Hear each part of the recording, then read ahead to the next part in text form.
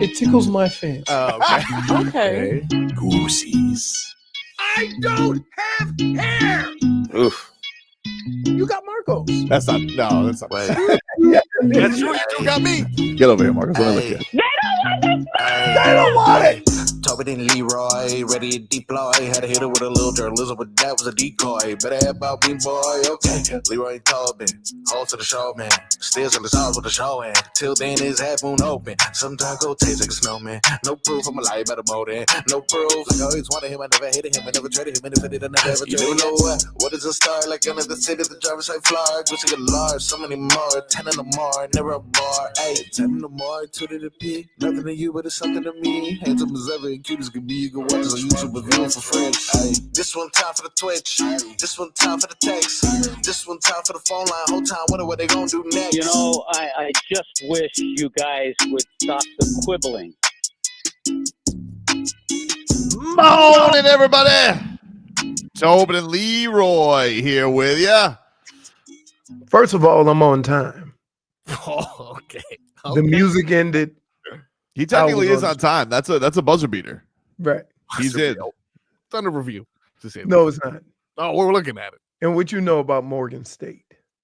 One of my clients, if you will, that paid old Frog Boy to do a nice performance for 400 freshmen. Oh wow, Froggen State. Yeah, nice people. So how you doing today, Leroy? Are you a better person today? How have you been? How have your few hours been? Yes, I am. I got to tell you, last night, Yep. went over to Shuck and Dive.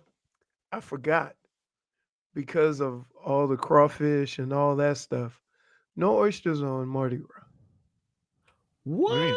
Because it takes up too much space shucking them and stuff like that. So, Oh. And it doesn't have the same satisfaction just bring it out without the shucking.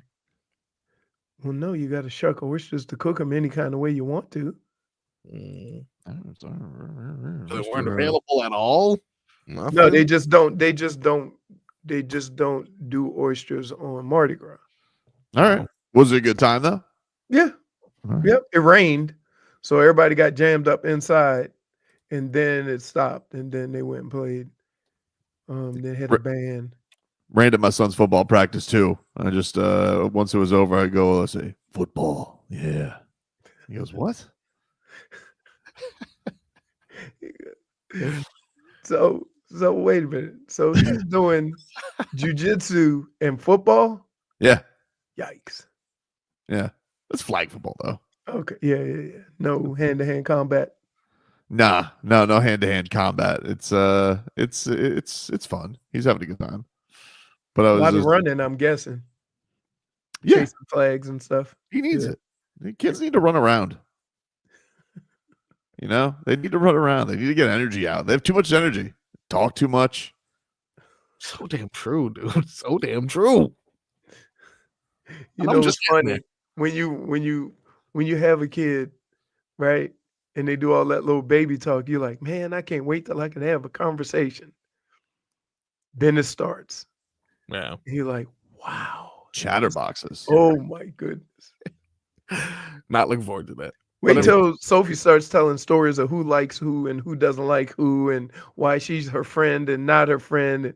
And then you go through like I've already been there. Middle school. You go through what is it called? Middle school soap opera. Been through plenty of beefs already. Oh. Plenty of beefs already. Dade South says Matthew Kashuk. If he did have an oyster bar, that would be a great name for it. Yep. I can see it. Point for Twitcher. Except where he's from, probably not a whole bunch of oysters. So who cares? Right. So no, I'm just saying, how would he ever take a liking to oysters when, not his thing? You don't know that. You can't know what Matthew Kachuk if he liked oysters or not. I mean, no. I did not say that. I did not say that. But most people that get into like seafood restaurants or oysters or crawfish or whatever have experienced it growing up and grew up in areas that had those things. You don't just come from Michigan and say, you know what, I'm going to open up an oyster bar. It's a marketing genius play. He's just going to walk in there, do the ribbon cutting. He shows up once a month, does a Kashuk night. All right. That's how it would work. Okay. Let's see if Leroy's a better person. Headlines here are brought to you by Doral Kia. Doral Kia, choose over 500 new Kia miles in inventory. Let the Sportage, the Sorrento, and the Telluride. Remember, when it comes to Kia, the great deals are at Doral Kia. Got a story here from the Miami Herald about Bradley Chubb. You try to just toss me a softball? I'm just letting you know. No, what do you mean toss you a softball? I mean, it's just a story about the Miami Dolphins star pass rusher, Leroy. I'm going to give you this is a lesson in football in general. Okay. For all those people who say, football players make a lot of money. If you get hurt, they're going to get some of that money back. This is just regular, this is the cost of doing business and why you have to be careful when you get mad at somebody that's asking for more money. That's all you want to say about Bradley Chubb? Huh? That's all you want to say about it? That's it.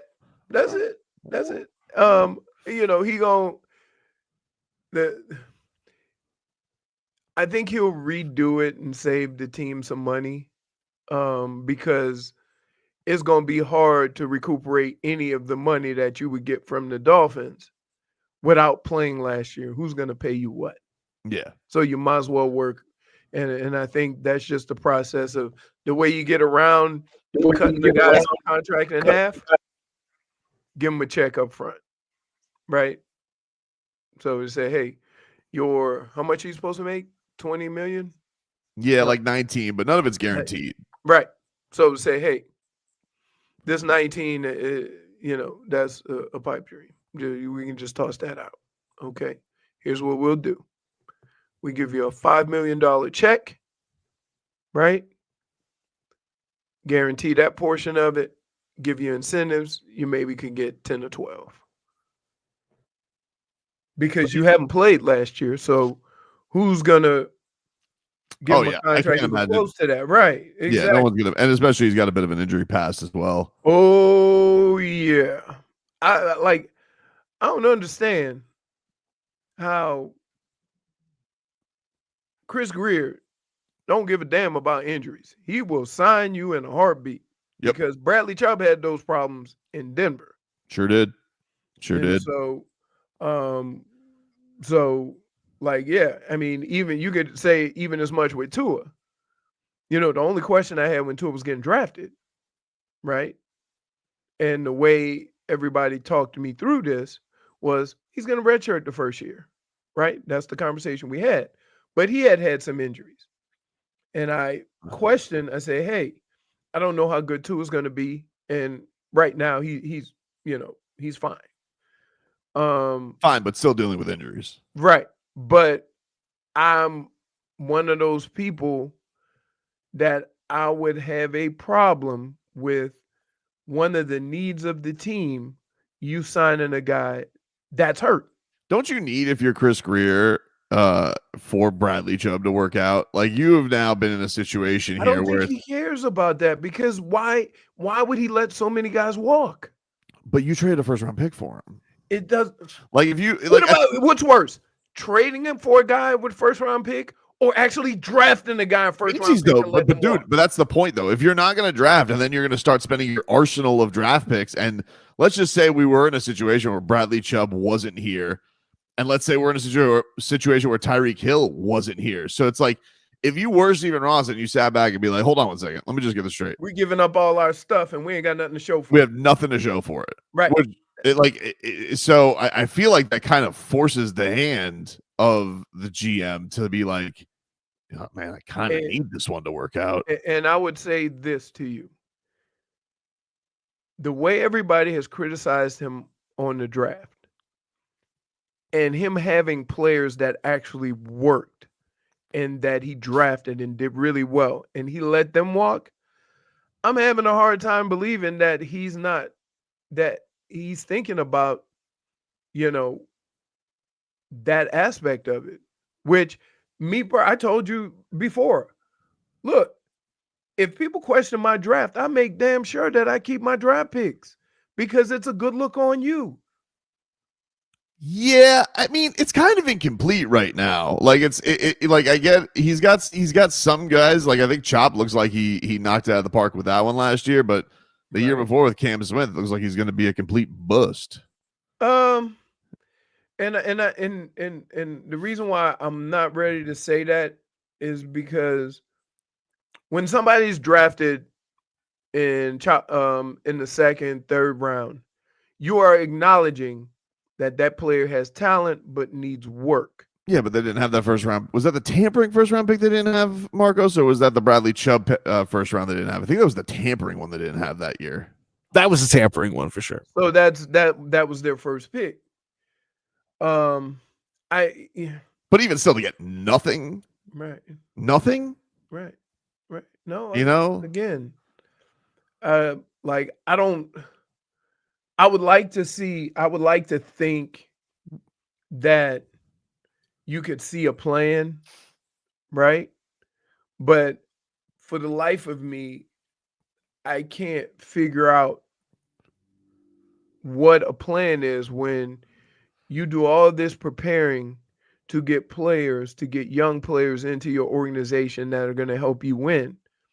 And when those guys actually come in, you let them walk. I don't know what the plan is there. Waiting. When, listen, you could have had Christian Wilkins for a lot cheaper than he ended up getting. You could have had Austin Jackson for a lot less than what he ended up signing for. No, they got him on they signed Austin Jackson early. No, I'm not talking about who walked. I'm sorry. Hunt, yeah. Robert Hunt. Yeah, Robert Hunt. I'm sorry. You let Robert Hunt. So when you think about, especially on the offensive side of the ball, how much these guys could have helped, and you telling, oh, don't worry, we got a cheaper, way of dealing with this, and it didn't work out. Now we can go back and say, maybe you not re-signing Robert Hunt was a bigger deal than we let on. Maybe you not re-signing Christian Wilkins was a bigger deal than we tried to make of it. Well, I think that's the thing is like I'm having trouble with the guy, and I think that this is the ire of most Dolphin fans with Chris Grier is like, if I put in a box the things that he's good at and the things that he's bad at right now, like how many positive things can you look at and be like, this is what I have faith in for him to fix it, and this is why I have no faith for him to fix it. And I would say my number one is it feels like he's always either covering up or reacting to things. He's never on the front foot. There never seems like there's a plan. Like if we look in town to Bill Zito, like one of the things you can look at is even with, some forward is like, like yesterday they bring in this year, Jesper Boquist, who's having like a lower year. He's playing on the minimum. And they're like, man, this guy looks like a player. Sign him to an extension immediately. They get him on the cheap skis. Right. Like, I just feel like that's what I'm saying. Like all of the things you're talking about with Zito, I could take certain players and have the foresight to say, let's get him under our control sooner. And they had a lot of opportunities to do that. But what happened was when they started trading and then extending guys. So you're talking about Tyreek, you're talking about Chubb, you're talking about cornerback, Jalen Ramsey, right? You talk about those three guys, you traded assets for them, then brought them in and gave them league leading money or top 5 money at their position. You leave yourself open for the possibility of your homegrown talent you can't keep. Whereas the plan that started this, right? And let's be clear. When he got Tyreek Hill, nobody wasn't thinking about the future. When he got Jalen Ramsey, nobody wasn't thinking about the future. When he got Chubb, you may have questioned that pick, but nobody was thinking about the future. And now the future is here. And now we're starting to go back and talk about those moves when we weren't talking about Tyreek coming in or Bradley Chubb coming in or Jalen Ramsey. We were not talking about especially, and me and you have this fight all the time because you don't care about ramifications. You want them. Mm-hmm. So he did that. And now almost paying the price for doing that because now your young talent, you can't re-sign. So I don't know what the fix is. He's had several draft picks come through here that didn't work here, and they're playing throughout the league. So I don't know what the answer is, because if you then start signing your young talent, it almost looks like you're, resetting. And that's not what it is at all. Yeah, but I get you, but look, okay, you spend a lot of picks on Tyreek Hill, but dude, like, I'm supposed to give credit for that? No, that was a no-brainer. Like any general manager in the league would obviously go get the number one player in the NFL if they had the means to go do it. Like it's not one of those moves that's like, oh man, that's a career definer. Yeah, but now it's more of a career for it now. Yeah, I guess. I mean, I think the bigger thing is like, are they going to be in a situation where they have him unhappy and have a structure of, having Tyreek Hill here under means where he can actually still be productive? I don't think all of that is on Tyreek Hill, the player. I think you could look to the Miami Dolphins in their investment in their offensive line and their investment into their backup quarterback. Right. And those are all things that the GM, who is not just, I can go get the star receiver. Tobes, the GM, could go do that. I'd be like, how many picks do I have to give up for Tyreek Hill? 3? Boom, let's do it. Call me up. I'm a GM. And that's probably when he was at his highest popularity was just the recklessness of F them picks. And right. But now you're seeing the ramifications of that, especially when you're not winning. If you were winning and you had these struggles now, we would have a different mindset. But you said F those picks, and now your team is older, and there's certain positions that you need that require continuity.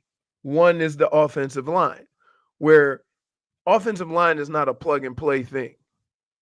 You need a group of guys that play together. And so that's how you build it through the draft. You might add a couple of players here and there, but you can't just go out and put an offensive line together. They need some kind of continuity. So some of the positions that, and here's where it gets tough for me, because some of the questions that we had about the team, he told us don't worry about it. Yes. And they were big problems. Of course. So that there were obvious problems. Right. So that is the issue right there. Like all the other stuff worked out fine. I don't have a problem with Jalen Ramsey. I don't have brought in Jonnu Smith. They've signed some good guys. But everyone's going to have some good guys. But it's really like, it does feel like they're in a bleak spot, and they had this, like, they should be at a spot right now, Leroy, where 4 years ago or 5 years ago, really, when Brian Flores was here, Chris Grier got his chance to start revamping the roster with picks by trading Laramie Tunsil. So how many years do you get along the way? Of course, you're going to have good stuff, but I'd say he has more whiffs than hits. And I think once you get to this point of the plan where it's like, well, that plan didn't work. It very clearly didn't work. They haven't won the division. They haven't beat the Buffalo Bills. The Buffalo Bills have started breaking their team down and are still seemingly miles ahead of the Miami Dolphins. Mm-hmm. And yeah, you're in a position where, all right, the Jets are going to have to revamp. Maybe the Patriots could even take a step ahead of the Dolphins this year. You don't know. Right. It seems like all the other teams have more assets and more money to bring in players to fix what their issues are. And we're sitting here wondering how the Dolphins going to do it when one of the big glaring issues are premium positions right now, and that's at guard and center, right? Like the guards are getting paid a boatload of money now because now everybody's starting to realize that pressure up the middle is killing all these quarterbacks. Take a break here on the show. Miami Heat, they're back on the hardwood tonight. 15 minutes of Heat is next. WQA.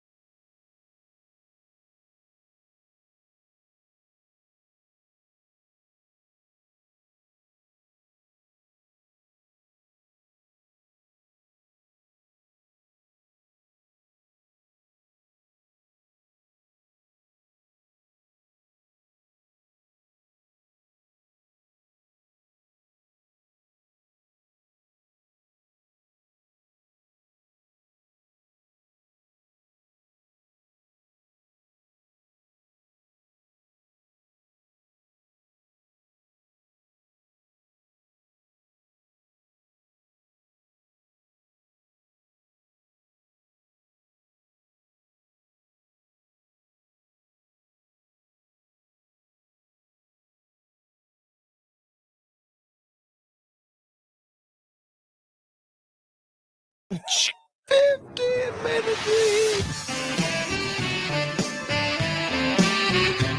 Bum, bum. 15 minutes of heat here for you on 560 WQAM. Tobin and Leroy here with you. Miami Heat, they're back on the hardwood tonight. 7 o'clock is your tip-off from Cleveland. Get that going for you. 5:45 pre-Heat tonight. Kevin Love yesterday, they posted videos of him. This is his first game back with the Heat in Cleveland, Leroy. Really? Yeah, he has not been back to he has not been able to play in Cleveland yet. So this is he was getting the goosies going down memory lane. He's one of the few guys that, even though he's been traded a couple of times, he is well liked. They loved him in Minnesota, loved him in Cleveland.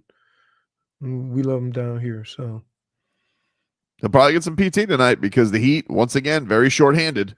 oh my goodness, what the hell? I mean, who is it? South Florida? I don't know.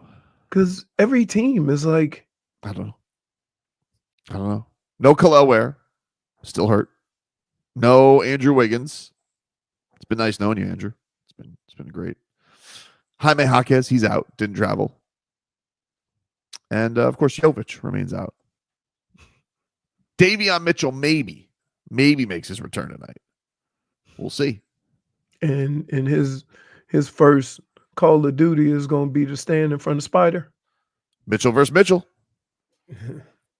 Mitchell versus Mitchell. 45 versus 45. The Mitchell we got versus the Mitchell we wanted.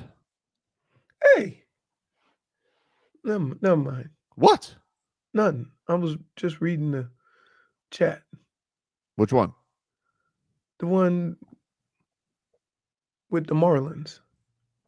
Oh, well, when did you go, hey? Because you're not going to be there. I know. I don't know what to tell you. Then- Not that week. I was not aware of this. Didn't realize you hated baseball. You didn't realize I was going to be out that week, or you didn't realize that I didn't realize you were going to be out. I'm out.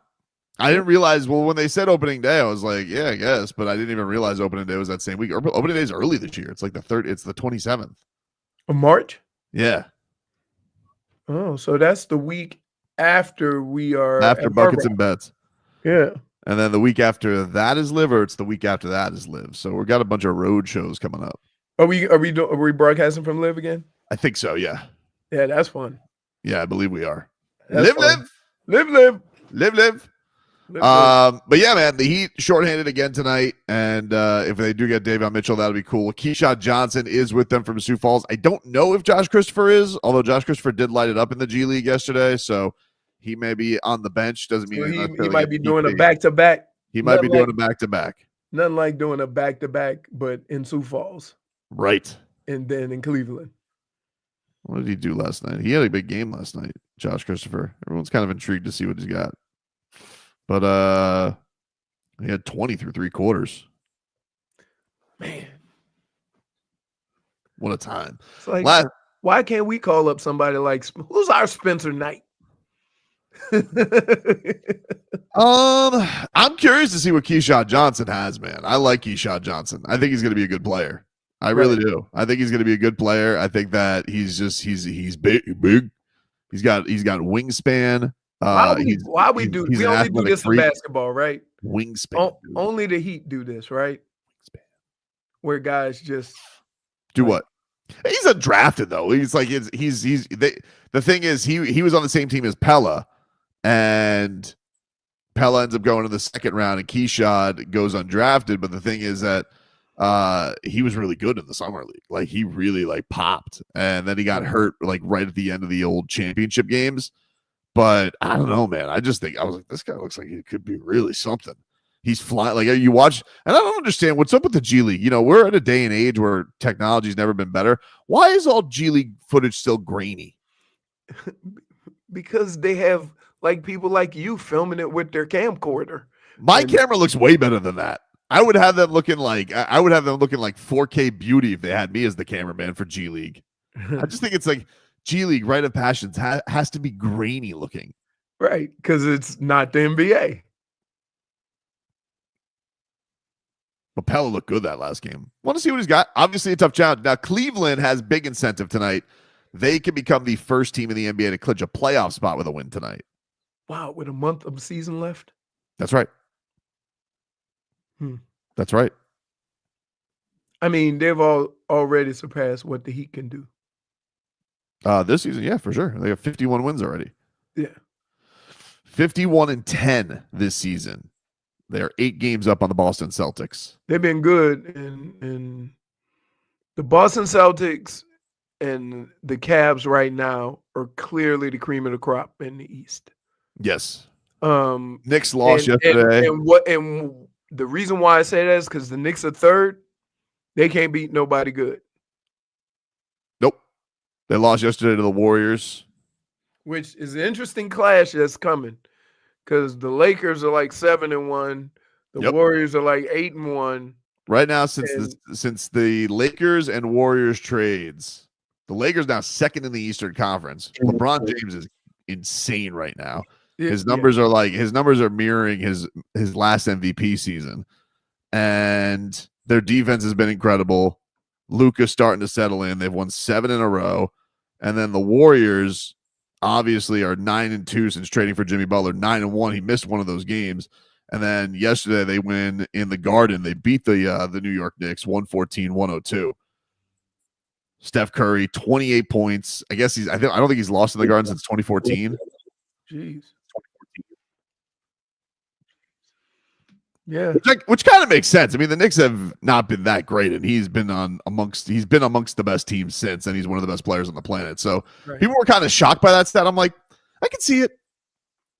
Like, we forget, 14, 15, 16 Knicks were a dumpster fire.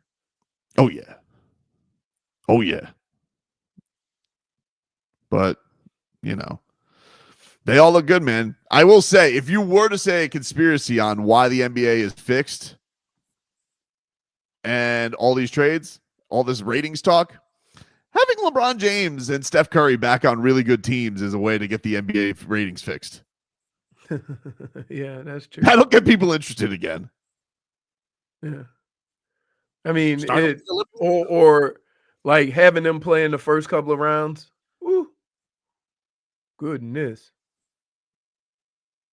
Yeah, I mean, there's something right now because I don't know what to make of Memphis. Memphis was up there. They kind of have fallen off. They lost 3 in a row. So have the Rockets. And now you have them, and they're both pretty young teams. John Morant hasn't necessarily looked the same. Although I'll take him down here if he wants to. I mean, John, we'll revitalize it, baby. You let me know. Oh, I will say though, let me be honest with you. Still intrigued by the Zion Williamson in the offseason, Leroy. I got to be honest with you.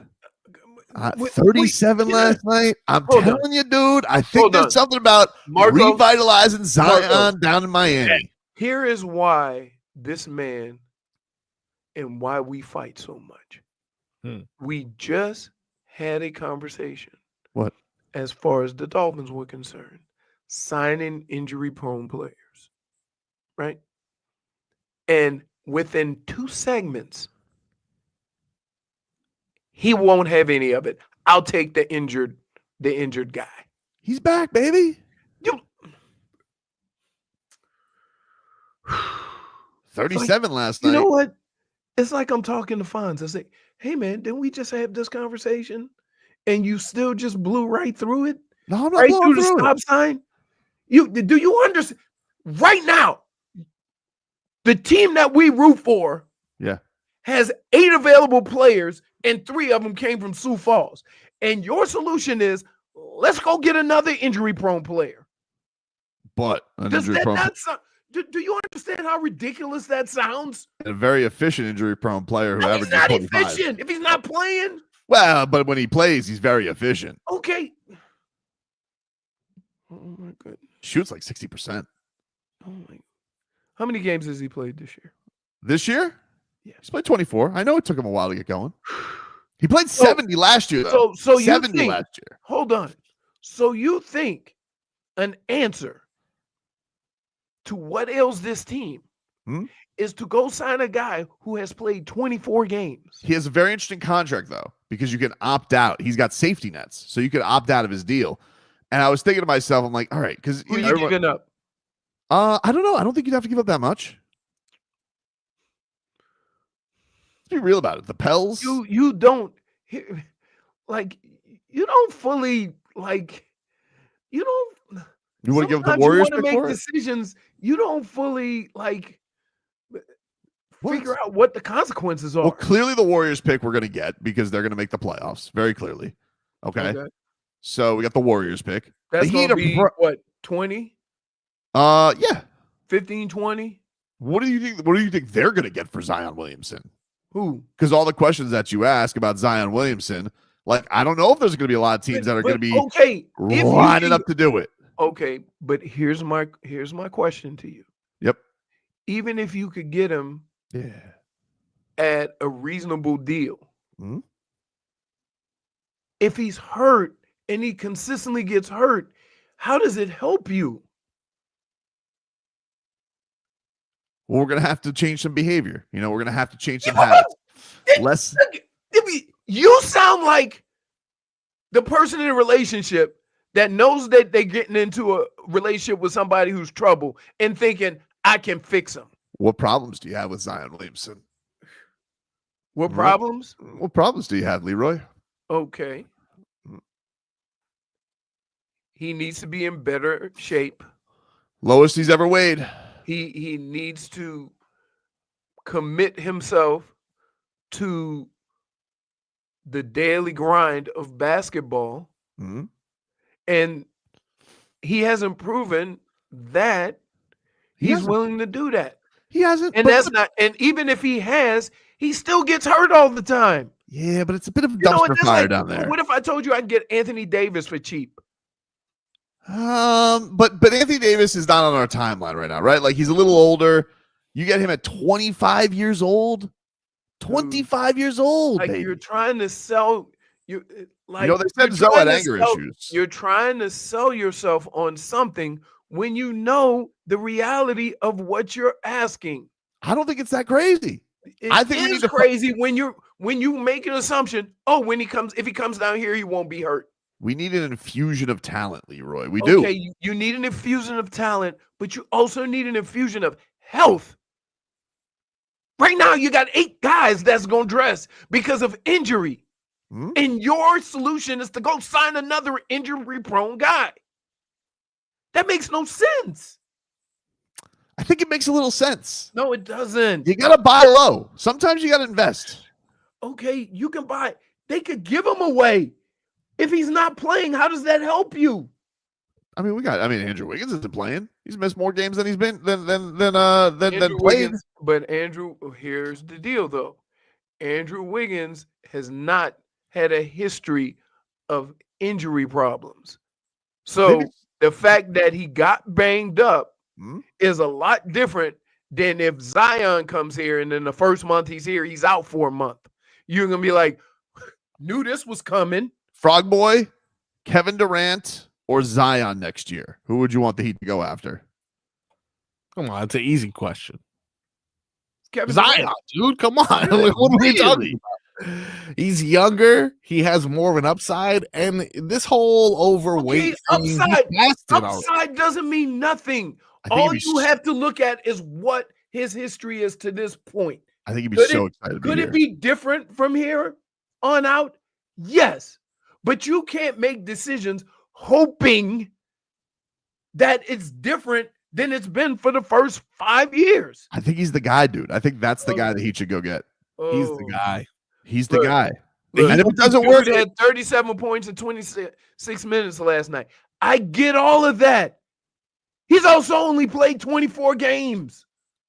What part of that don't you understand? That on this team, they have a problem with injuries, and your solution is to go sign a guy who's injured. It makes no sense. So much fun, though, dude. I mean, imagine those dunks with him and Bam and Kalel. Oh my God. A little bit of a spacing issue. We need to get some more shooters. We need to put 2 shooters there. Speaking of shooting, by the way, Tyler Herro, dude, you need to get this 3-point shot going, baby. Somebody said fun 24 games. Yeah. It was it has been 24 games. And how long before the end of a season with Zion that Pat Riley says, we need guys to be available? Yeah, I'm sure that's something that you have to be concerned about. But okay, thank you. That's my point. So now that you acknowledge that you have to be conscious of his history and injury history, how does that help the Heat besides the name? How does that help the Heat? He averages 26, baby. He's only played 24 games. Last year he played 70 before the hamstring got him in the playoffs. Okay, and then okay, he played 70. You can add the 3 years surrounding that, and he barely got to 70. Lowest he's ever weighed.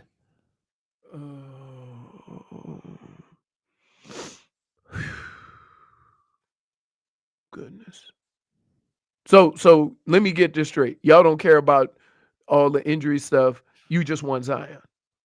It's not that I don't care about it, but they have you're acting like you don't care about it because all the stuff that I mentioned, that's a big issue. You just dismiss. But his contract has outs, so you can get out. It has non-guarantees in it because of the games. Here, who cares if you have outs on a contract if you got to give up something to get him? I don't think we're going to have to give up that much. You don't think? I don't think so. Okay. He's DG, baby. And you want him free in Miami? Why? Because of Astron?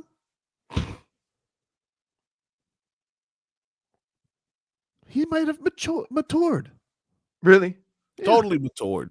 He might have But matured. he could be mature as hell. He still only played 24 games this year, which was the biggest complaint of Pat Riley. If Pat Riley had a problem with guys missing games, then he's going to go sign a guy that's only going to play 35 games? That makes no sense. Jimmy Butler still missed a lot of games, and he went and got him. And guess where he's not? Guess where he is now? Yeah, but he had a good run here. He had a good run. And everybody thought when Jimmy came down here, it was like, that's not going to work. He's coming down there to retire. I think sometimes you have to go find gold nuggets, okay? Where nobody's looking. Listen, first of all, everybody knows that Zion's a hell of a player, okay? But if you want to contend, and this is any team out there, if you want to contend and your solution is signing an injury-prone player, shame on you. Even if that injury-prone player has outs? Look, you're looking at it from the outs from the contract. I'm looking at it from players who can help your team win on a consistent basis. But you would agree we need talent. Yes. You need available talent. If he was available. One key word. Okay. It's a bit of a risk. It's a bit of a risk. No. But you got to risk it to get the biscuit. We got a whole bunch of risk on the team. Every game you're wondering how long somebody get limping. How long is he going to be out? You got damn near a starting 5 guys who are out. Take a break. And your solution to any of this is let's go sign another injury-prone player. It makes no damn sense.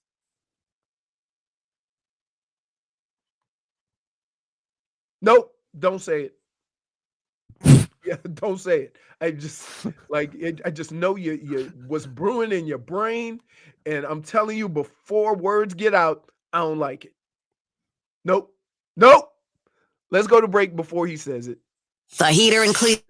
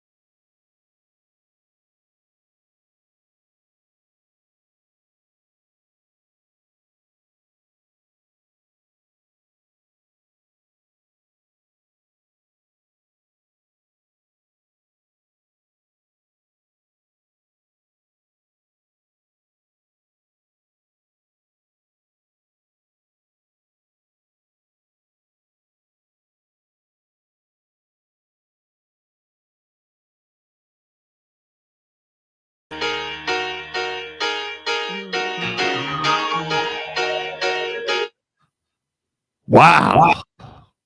Let's get to the road to repeat, everybody. Brought to us by our friends over at Celsius.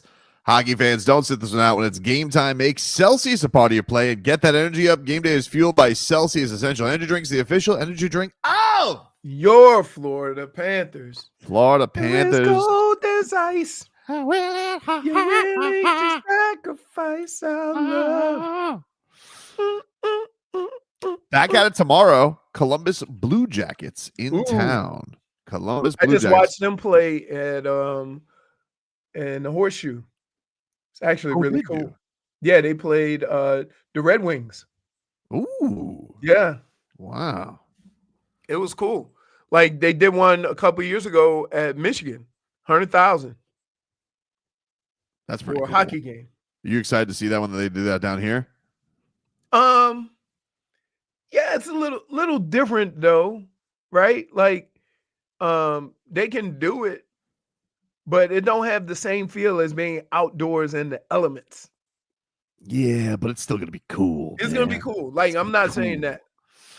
Well, Seth Jones, good on Leroy for not fat shaming last segment.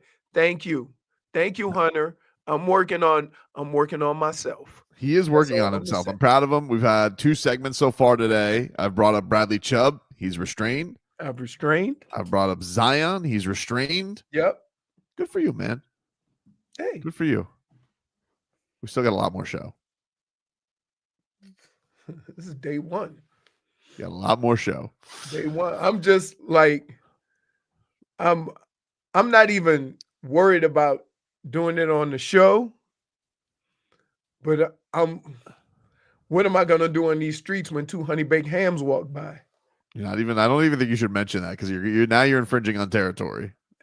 No, I'm not talking about anybody in particular. I'm gonna allow it, JFig. He's talking scenarios. I'm talking scenarios like do it on the show. I'm okay. Generic fatties, you know, it's a bit of a gray area. I don't love it, but he has. I wasn't talking about a person. When you're fat shaming somebody, you have to pick out a particular person or group.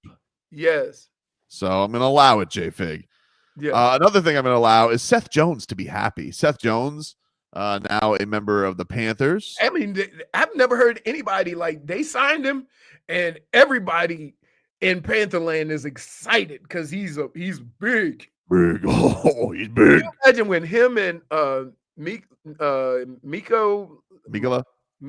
Yeah. Filthy. When they're both in there, one's 6'4", the other one's like 6'3", 6'4".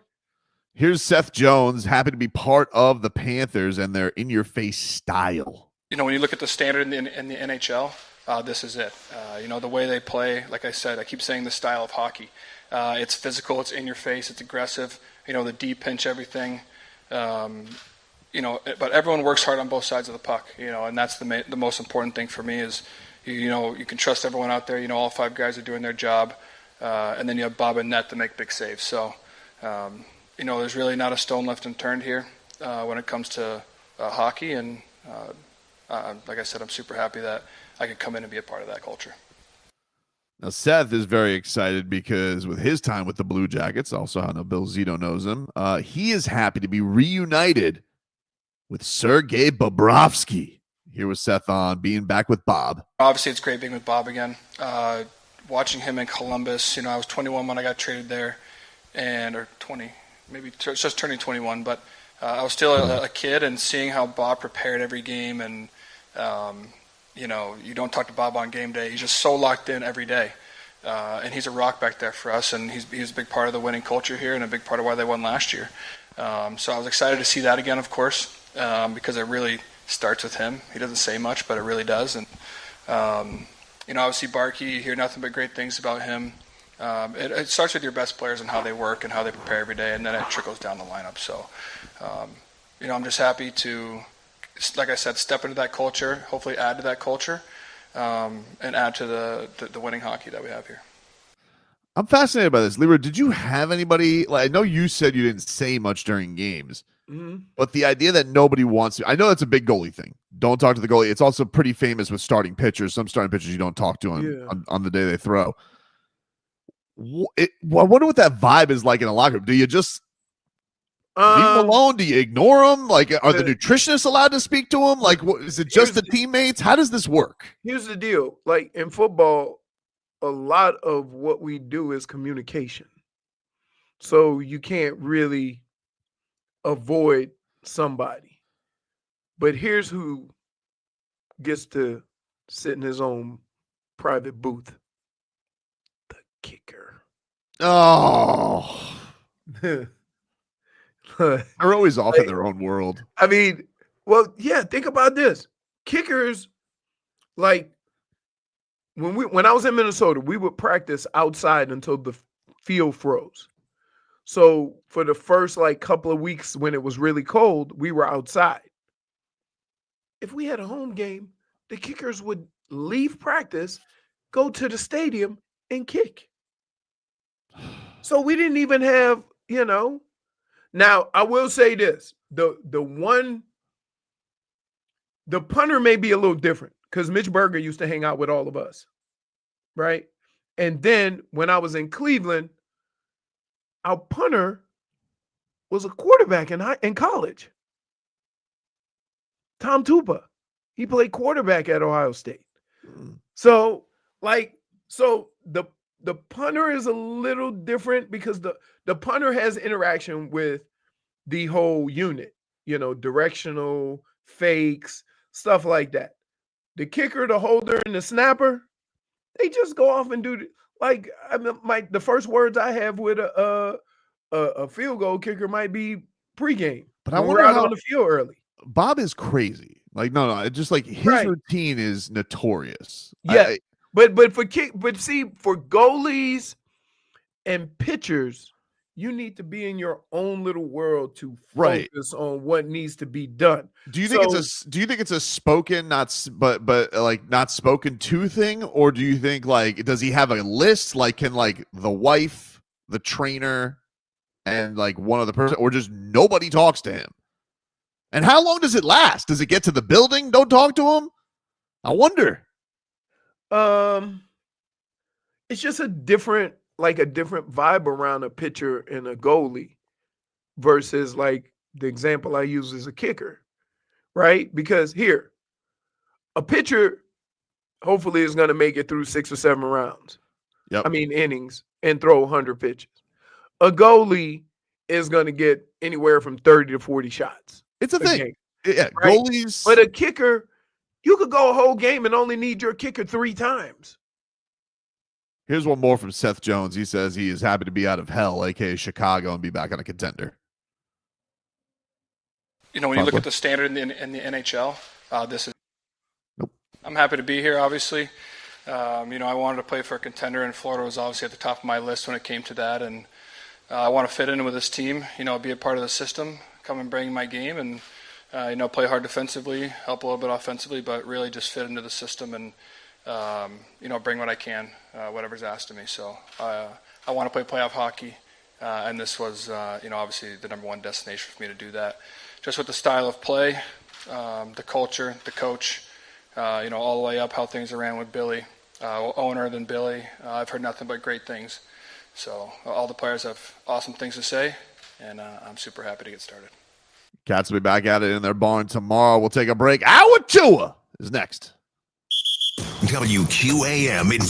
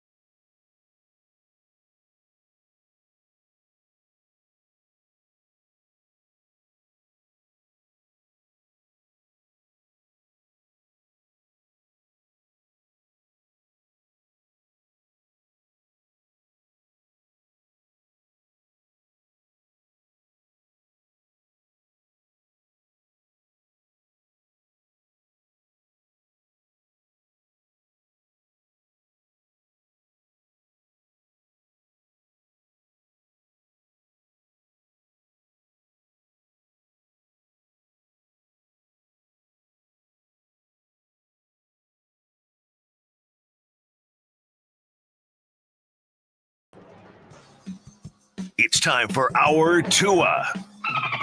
It's our Tua. It's our Tua. It's our Tua. Tua, Tua, Tua. Tonga Vailoa. Not Tua Tagovailoa. A for effort. Dolphins quarterback. Tua.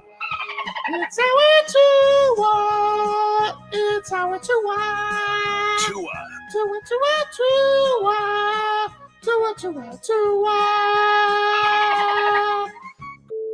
Can go to hell. Tua Tonga Vailoa. Dolphins quarterback. Daddy loves you guys. Our Tua with Tobin and Leroy. Check the history of food. Now two of the program, ladies and gentlemen. Tobin and Leroy here with you, 560 WQAM. Take you guys up until 2 here on the program. Get the headlines brought to you by Doral Kia. Doral Kia, choose from over 500 new Kia miles inventory at the Sportage, Sorrento, and Telluride. Remember, when it comes to Kia, the great deals are at Doral Kia. Miami Heat back on the hardwood tonight, taking on the Cleveland Cavaliers. Got some news from Heat shoot-around. It's not good. Tyler Herro missed shoot-around today with a head cold, and he is questionable for tonight. Yeah. Awesome. Yeah. And, Awesome. And what's your solution? Josh Christopher, baby. Bring him up. No. Jacob. Zion. That's your solution. Oh, dude. But hey, can I counterpoint? Sure. Let's just hear from a man known as the Cheetah, Tyreek Hill. Mm-hmm. JFig, would you mind bringing up what Tyreek Hill tweeted out a mere hour ago? Zion get an ounce of a jumper. League in trouble. For 24 games. Wow. For 24 games. Game recognized game, baby. Game does recognize game. That's what they said. Did you see that dunk that he had last night, by the way? Did you see that dunk that he had last night? Can I just say, it's exhausting. I feel like dealing with a child. It's not dealing with a child, It baby. is dealing with a child. Because here's what you're willing to sign Zion and trade for Zion and give up assets for Zion. You don't know what the asset's going to be. So don't sit here and try to get in your mind to justify it by saying it's not going to be, it's not going to cost that much. You're going to have to give up probably some of your young talent, and you're going to bring him in, and he's going to miss 10, 15 games in a row, and then you're going to have that look on your face like, and I'm like, if you know this beforehand, why are you still signing up for it? Did you see him dunk last night? Man, power, dude. Authority, man. Authority. He's athletic. He's going to have to get a new number. I mean, that's Chris Bosh's number's retired, so he's going to have to get a new digit. Oh, it's fine. New him, new identity. Right. New year, new him. Mm-hmm. Yeah. Yeah, dude. Mm-hmm. Maybe we'll give him 23. He's cool. I feel like you're only dismissing it because I like this idea. If it was anybody else, you would like the idea. What was Pat Riley's point of emphasis this offseason? Games played. And so you think Pat Riley will go sign up for that? I think Pat Riley will also sign talent. I think Pat Riley has shown in the past. What is his number one problem with this team? Okay. Now his number one problem is they don't have enough talent. That should be his number one problem. Nobody's playing. You don't know what the talent actually is. Leroy, come on, dude. We've seen this team be pretty healthy all year. Now they're in a stretch where they're not healthy, but they have not been. We know what the product is, and we know that it's not good enough. You need to infuse some talent. You're gonna have to find some means to go get it. I think Zion's talent with any of this. Great. I'm not. But why would you go get talent that's never played 82 games? If you truly believe in your culture, if these people, here we go again. You think you can hear me fix out. it? No. Well, excuse me. But if you can sit here and you guys sit here all the time and you could take some dude from whatever college and you can turn him into a $90 million basketball player. If you could take Max Strus from DePaul, rejected by 2 organizations, and you can make him into a $70 million basketball player. If you could make Caleb Martin, the bad twin, into a $60 million basketball player, you're telling me the Miami Heat, and by the way, all those guys had injury concerns, all of them coming off injuries. You're telling me the Miami Heat, Adam Simon, the entire front office, that they cannot look at Zion Williamson and figure out, we got this. We know how to get the best out of him. It's silly. It's silly. It's a silly notion to say he's always going to be who he was. When dealing with all of that money, aren't you taking a couple of liberties with this? You're taking liberties. You're assuming that a guy who's never played more than 70 games is mysteriously, when he get to your team, going to be different. We've seen it all over the league. Well, that a guy who gets signed, that's hurt, that's banged up, when he gets there for all the money, he's hurt and banged up. One example. What's his name? With the Clippers. Kawhi Leonard. Like, the talent is undeniable. Of course. But he's never available. He's not available, but what I would say is Zion, before he went to the Clippers, younger than when Kawhi Leonard went to the Clippers. He was in Toronto. He had that run. It was great, but he already had those injury concerns going in there, and he had a degenerative thing. Zion, it's a little bit of a hammy. It's a little bit of a discipline. It's a little bit of a lifestyle. Seems like we can get a hold on that. And you think with today's athlete, giving him $30, $40, $50 million a year. He's already under contract. He already has money. Okay, but I'm just saying. Which is not guaranteed, by the way. What I'm saying is, giving him that money, you think you're going to come here and get him to be different than he's been in his career? What is Heat culture? Is it just slapped on T-shirts, or is it supposed to be a real thing? Okay. So you're in a relationship and you say, I could fix him. Yeah. Okay. Yeah. Okay. I think we can fix him. Okay. I think we can fix him. Okay. I think we can find that jumper that Tyreek Hill's looking for Zion. Okay. It's Spo, baby. And I would say that you're making a lot of assumptions that I'm not willing to make. Well, who do you want to make it for then? What do you mean? Like, if the Heat go shopping for somebody next year, then who do you want to make that assumption for?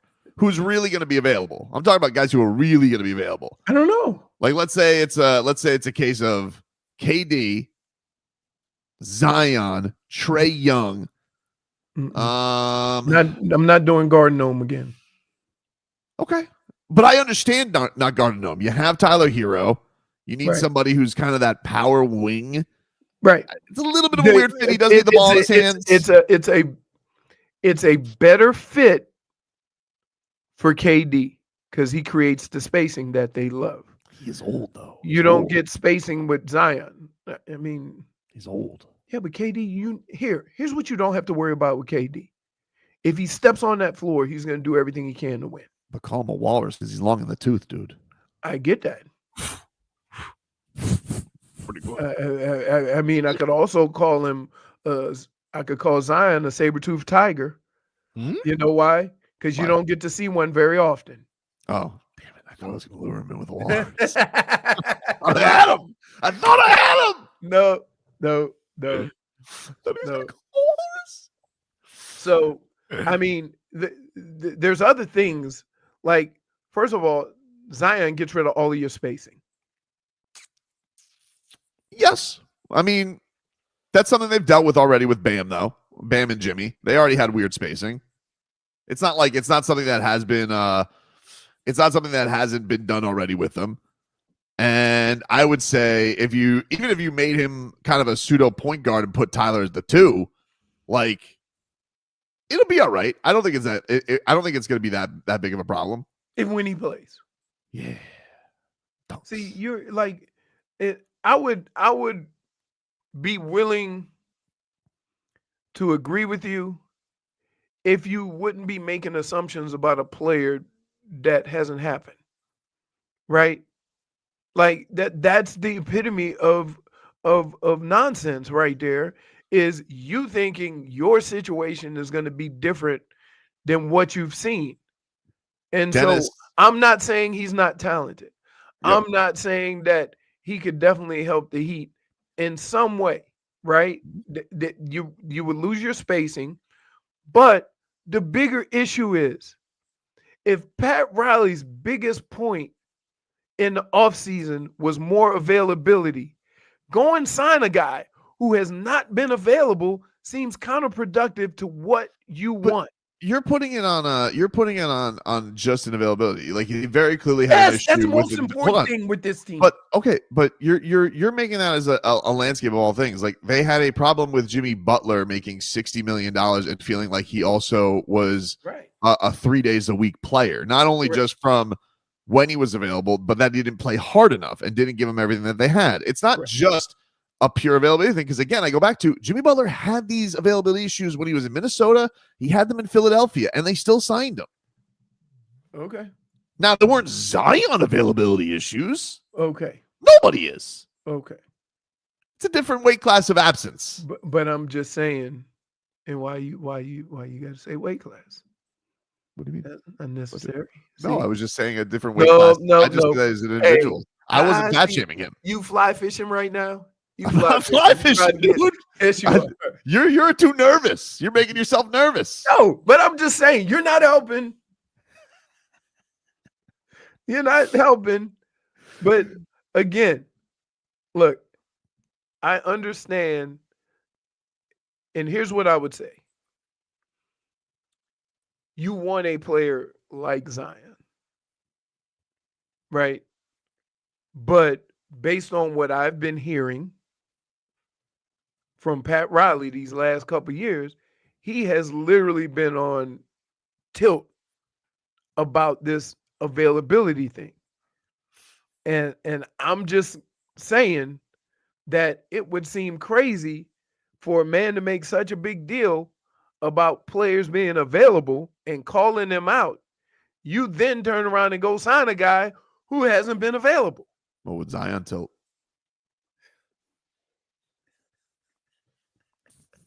Point for Tobin!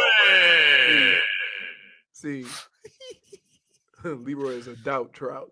I'm not a doubter. I mean, does that not does anybody you guys are just overlooking the basics of what it would mean to sign a guy like that. If Leroy and I were in a river as two trouts, he would be the doubt trout, and I'd be like, "Oh, fly!" Yo, you would get hooked right away. Take a break. Back after this. The Heater in Cleveland tonight.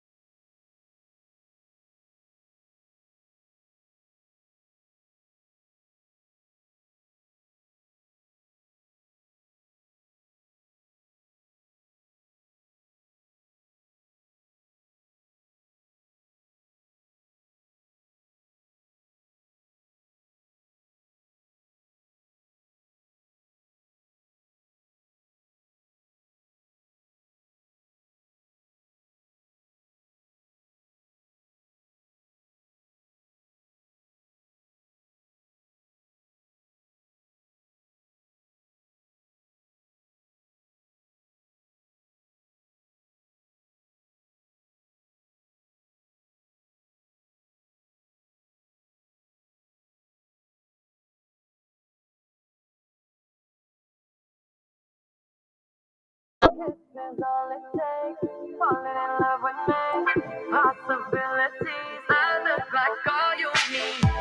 right, welcome back, everybody. Tobin and Leroy. I want to tell you about a couple things we got going on. First, we're going to invite you to experience every upset, every buzzer beater, and every heart-stopping moment at Odyssey's Buckets and Bets on March 20th to the 23rd. It's presented by Hard Rock Bet, as we're transforming the Seminole Hard Rock Hotel and Casino into the ultimate college basketball tip-off weekend.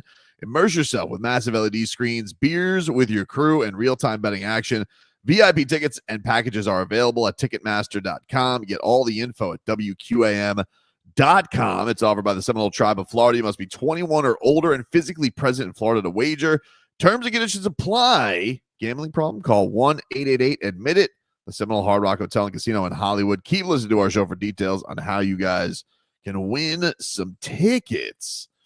And we also got you guys some NASCAR tickets. The NASCAR series at Homestead Miami Speedway is coming on up. We got your chance to win tickets to see the NASCAR at its finest, high stakes, adrenaline-fueled racing with NASCAR's top drivers. Go to WQAM's contest page to enter and win there. Miami Dolphins, of course, we are in off-season time. You see the latest mock draft, Leroy? Of course you did. No, I did not. Yeah, well, I think you're going to like it. Ugly? Yeah. ESPN's latest mock draft, this is from Jordan Reed, has the Dolphins taking Will Campbell, offensive lineman from LSU. Yeah, SEC offensive lineman. I like that. Says the Dolphins have issues throughout their offensive line, with center being the only set spot. Starting guards Eichenberg and Robert Jones are free agents. Mike McDaniel says the team is operating under the notion that the oft-injured tackle Teron Armstead will not return in 2025. Dolphins need help up front. Campbell would address a major need. He's a polished technician with plenty of physicality, and while he'd be a good tackle, he has potential to be an A-level interior starter. There you go. They also said he had short arms at the combine, so he could play guard. Membu, who Kuiper had to him, that this guy's got him going 10th to the Bears. Although the Bears just signed they just traded for Thuney from Kansas City. They traded a fourth round pick for him. My question is, after watching that Super Bowl, do you want anybody on that offensive line? Well, I don't know. He might be a little long in the tooth. I think he's like 33, and he wants a new deal. So maybe they're revamping things. But the Bears are certainly going and making some moves there to try and shore things up and not get Caleb Williams all killed. How about we pick a guard and play him at guard, Luis says. There's a lot of movement like that with the interior line. And sometimes you get a really good tackle that can move and is good on his feet, and you move him to guard. So this is a normal thing. Very rarely do you go out and get a left tackle and he only plays left tackle. Those are the top 5 picks. I mean, think about this. Penei Sewell is a right guard, and he went high in the draft. So imagine how much they thought of him when he wasn't a tackle. He was a tackle in college. He was a tackle in college, correct. Yeah. It is odd that he plays on the right side. That normally it's usually the left tackle that you value, especially when you have a right-handed quarterback. But he is a monster, and it has worked out. It has worked out just fine for them. We'll take a break. We'll mix things up on the other side. WQAM broadcasting live from the Ed.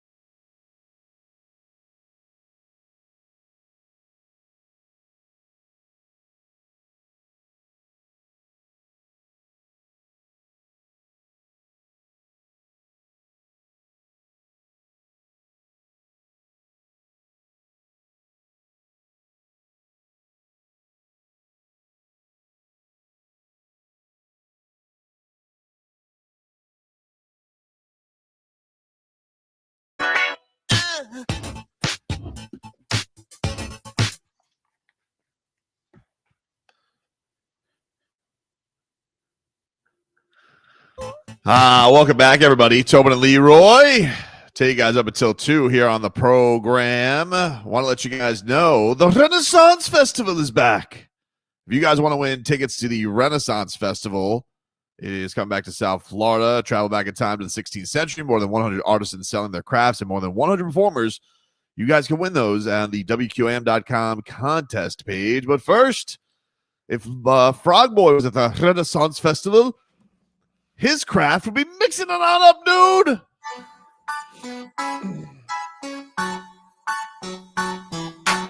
What do you got in the mixed bag, Marcos?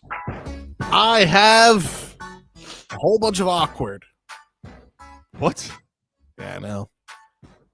We were just talking about Teron Armstead and the big uglies that could be on their way to Miami. And I want to ask you guys if you saw Teron's latest appearance on the Colin Cowherd show. Yeah, we played this on Monday, absent boy. All right. What'd you think? Was it weird? Yeah, it was super weird. It was super So weird. awkward. You think that he forgot that he still played, or was he just like trying to disrespect the Dolphins? No, I think he thought he was a free agent. I think that he thought he was a free agent, and I think that he was covering his tracks. That's what I think happened. By trying to laugh it off. So we won't start bleeping his name, then, is what you're saying. Okay. I thought it was just utter disrespect to the Dolphins, but that's fine. We will move on to the basketball world. Shaquille O'Neal brought up a point that I think we all can agree to, but it's just not a name that's usually thrown out there. And that is Steph Curry being in the GOAT conversation. As the supreme leader of the Big Man Alliance, I demand you fans to start putting Steph Curry in that greatest of all time conversation. Just start putting them in the conversation. So the conversation of Jordan, Mike, LeBron, Kobe. LeBron, start putting Steph in that conversation.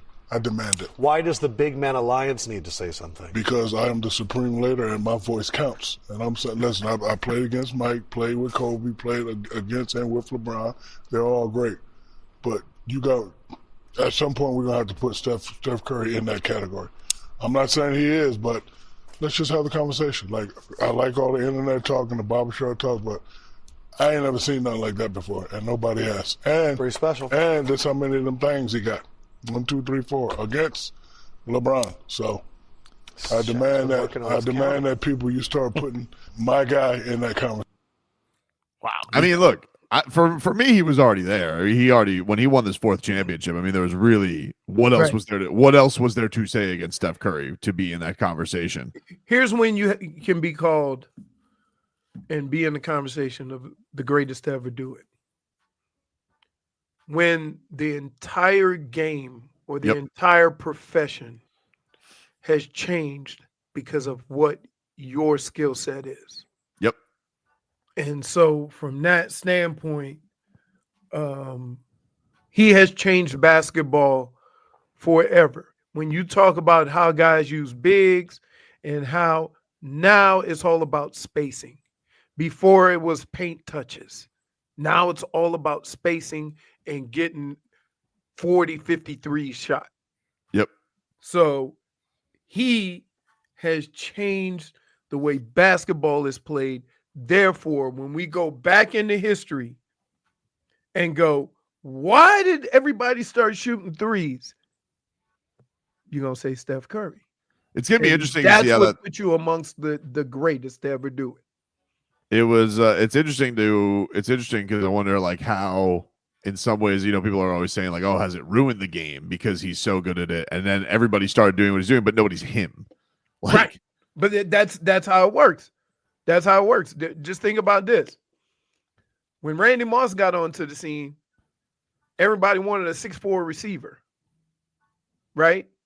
But they couldn't do it the way Randy did it.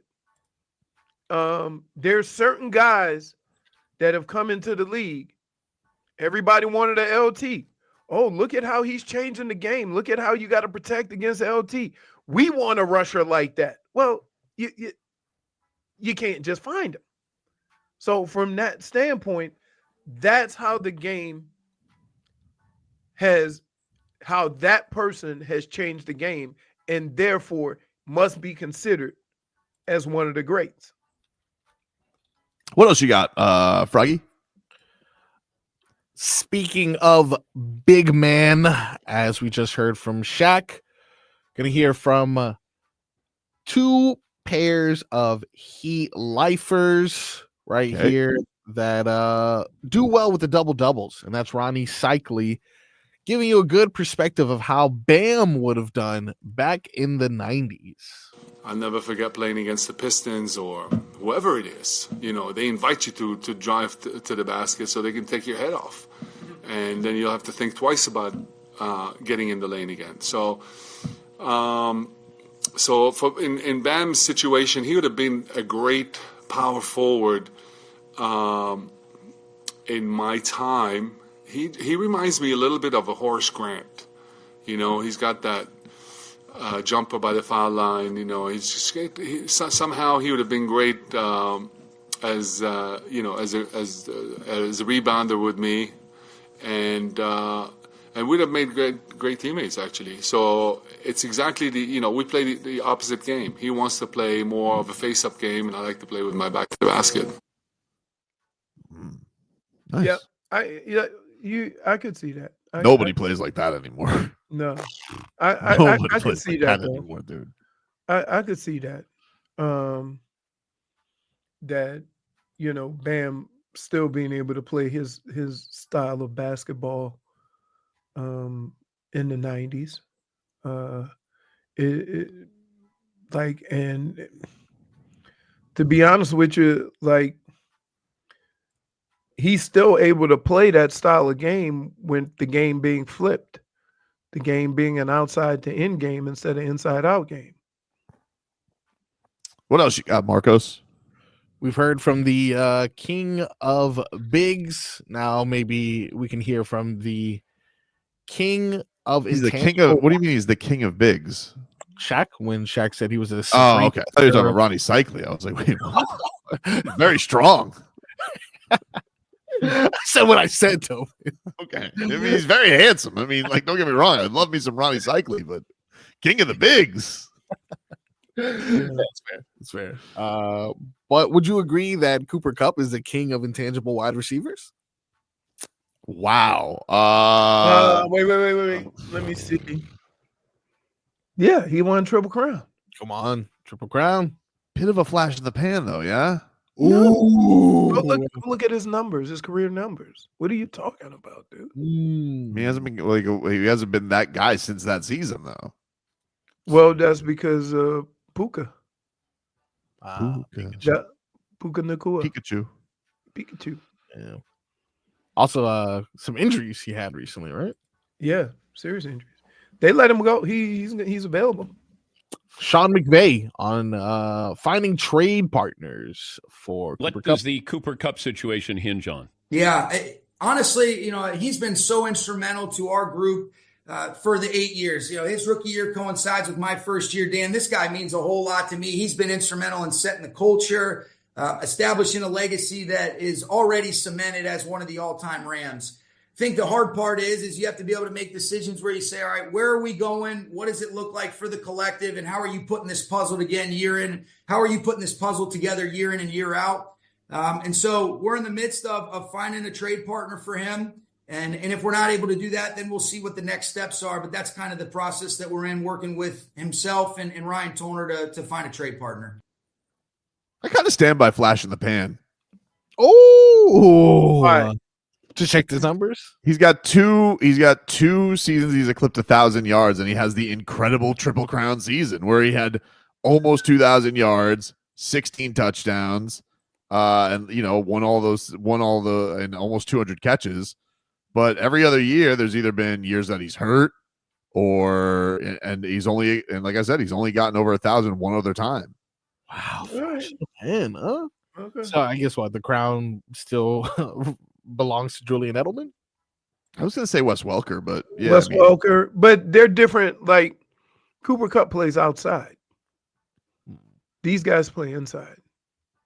I would say the last guy that I can think of, and somebody brought it up, Steve Largent. A long time ago. Wes Welker dwarfs. Yes. Cooper Kupp's numbers. It's yes, not but he was an inside guy. I'm talking about. Doesn't matter. Intangibles is intangibles. You did not ask me the best intangibles outside receiver. Who's the best intangibles receiver? Hey, that's the about equivalent to let me think here. Oh, a safety versus a white corner. I don't know. There's been plenty of safety. But he is that position. Like he is. Like he deserves to be. If you were to say like he doesn't not to get to be in the battle for it. He's not a tight end. Right. No, but I'm saying he's an outside guy. He's how many? I mean, Hartline was an outside guy. Oh, Hartline. But that's what I'm saying. Like he's an outside, receiver. He's not an interior guy. And so do you separate those two guys? Well, I'm not separating him because Wes Welker had a much better career than. No, he did. Other than not winning the Super Bowl. Right. Yeah, what happened with that? Well, he was on he got Manninged. I know. Rough. Then he had that huge drop, and Giselle was yelling about it. Ooh. Oh yeah. Rough. Was that before or after? Hey. Yeah. Oh, that's when she was really in love because she was like, "Oh, he can't catch the ball too." She was super in love with Tom back then. Oh yeah. That is the mixed bag. We'll take a break. More shenanigans on the other side. Back after this.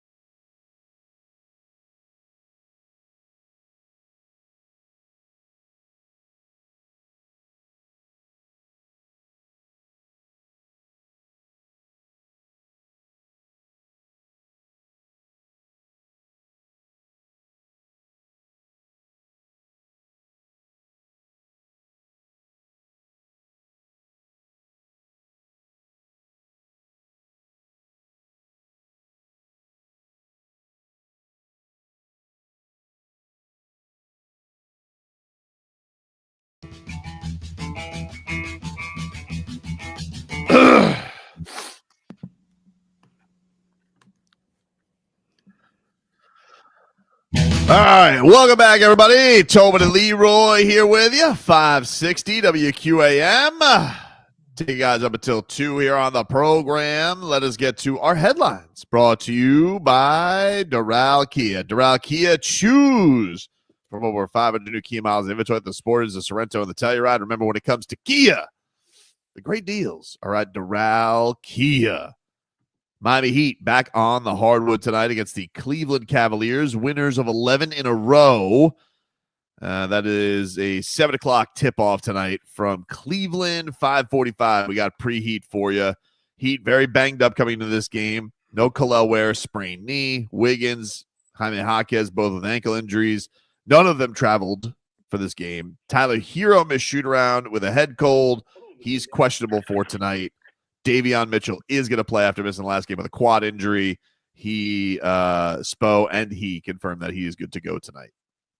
That's it. What is that, 9 available again? It depends if Tyler can go. Okay. That's great. I guess it would be 10 now because you have Keyshot from Sioux Falls. He couldn't get to Miami fast enough, so he just traveled from there. So, it's been tough, though. We haven't seen a whole lot of haven't gotten to see a whole lot of Andrew Wiggins either. So, yeah, this is not going to bode well for my chili peppers, I'm assuming. Well, depends who you take. The point spread is what, 11? Well, it is now. I'm sure it's probably gone. I don't know if it's locked up because of Herro right now. 12. Up to 12? Yeah. All right. I want to take that. With hopes that Tyler's going to play? Yeah. I might just take them on the money line tonight. They're 4-1. Ooh. Okay. Okay, that's true. 1-1 this season. Yeah, and you know what? They've won a lot. They're due to lose. And he shot Terry Rozier, who is from Ohio, has a good performance. He had one of his best games in Cleveland. Ooh. I mean, he's going to get a lot of minutes. Oh, yeah. Not even on the app. Or is it just irresponsible to bet on Terry Rozier knowing what we know? As of right now, it seems like the only 4 players you can bet on for the Heat are Tyler, Alec Burks, Davion Mitchell, and Bam. All right. Well, Marlins are going to be back in spring training action today. The Sandman's on the hill for the Fish, taking on the Nationals. So go watch him pitch, guys. While you can. That's correct. Maxx Crosby said on his podcast that he wants Aaron Rodgers in Las Vegas. Yeah, okay. They, by the way, have announced that they're going to release Gardner Minshew. Does Minshew Mania coming to Miami tickle your fancy, Leroy? No. Little backup. No. Not released. Leroy, nothing tickles your fancy at the backup position. So let me get this straight. So you think Gardner Minshew can be a valid backup to Tua? And if by some chance he has to play 5 games, how miserable will you be? I mean, it's going to be horrible for sure. But you could say that about anybody. We brought up Justin Fields. You said no. I think we brought up Kirk Cousins. You said no. Here's what I would say about Gardner Minshew. When I can see it working, okay? Both he and Mike McDaniel are a vibe. And I feel like the two weirdos could come together in some kind of football universe and have an understanding of each other. Like, this is a man who does naked lunges in the locker room, right? I feel like he and Mike McDaniel, there's something about them I feel like could be a kinship. Like when Mike McDaniel asks him, like, what would Socrates say to that? Gardner Minshew would give a thought. And be like, ugh. As he rolls up his jorts. Yeah. Man, like, I'm just trying to save you guys from yourselves. Because if Gardner Minshew has to play, he's a gamer. You would say he's a gamer. You cannot disagree with the term that he's a gamer. Said that about Snoop. And I think Snoop had moments. I'd be okay if Snoop came back. Skylar Thompson, I'm not okay with him coming back. Right, it's a Steeler. Let me down. Stupid. Let me down. Skylar's the limit. Gardner Minshew, though. You think that's. I'm just saying he's got a little key. I tell you who would be more of a better fit. Kirk Cousins. Played very similar games. He can get rid of the ball, make reads. Bro, I said the Kirk Cousins thing 2 weeks ago, and you jumped down my throat. I did. You jumped down my throat. I did, but considering all the options that you gave me, that's the best of the options. Keep in mind. I actually think what you mean to say is, Tobes, you actually, I marinated on what you said, and you made a good point. That doesn't sound like me. I know it doesn't, but you just told me Kirk Cousins, and you I don't think I've ever had you that mad at me this month. Because here's why. One of the things that drives me crazy about you is you'll turn on the TV, see a name, and then want them. Like it's like any sport, any team. But that's not fair. Like I bring things to the show every day. Okay. And then we've had a very successful relationship. You don't always have to say, you know what, Tobin, that's a stupid idea. Maybe this could be one to be like, you know what? Kirk Cousins on the cheap skis? That does make sense. You were in some loony world where you thought he was going to make $20 million. I don't think you can get him on the cheaps, though. Dude, it offsets his salary. He's not going to make a lot of money this year. Okay. All right. He's going to be cheap. That's why I brought it up. I wouldn't pay Kirk Cousins off his noodle pastrami Achilles. So after saying all that, you still want him as a backup? For the cheap skis, yeah. Low risk, high reward. But no risk, it might be no reward. But he's also got a relationship with Mike McDaniel. Mike McDaniel knows him in the offense because of Washington time together. Okay. So I just thought it made sense. All right. But if you told me Marcus Mariota, Gardner Minshew, God, this is such a loser debate, or Snoop Huntley, who would you take? Snoop Huntley. What about you, Marcos?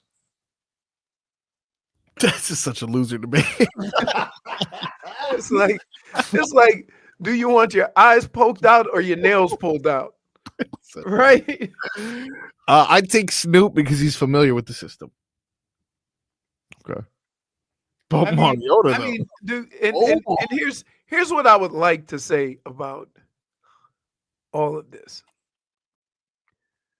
That if your complaint on your football team is we don't have a good backup quarterback, your ass is done anyway.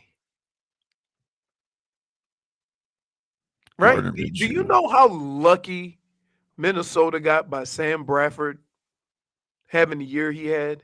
Sam Darnold. Right? That was like lightning in a bottle. I'm still curious where he's going to end up. Somebody going to pay him. Give him a little something. One would think somebody is going to pay him.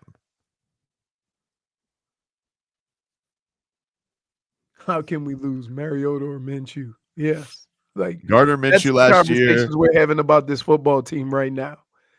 Not about the O-line. Not about trying to get something that resembles an offensive line. But whether we should have Marcus Mariota or Gardner Minshew as backup quarterbacks. Terrible. I feel like I need to go take a shower after this conversation. Minshew was an Eagle?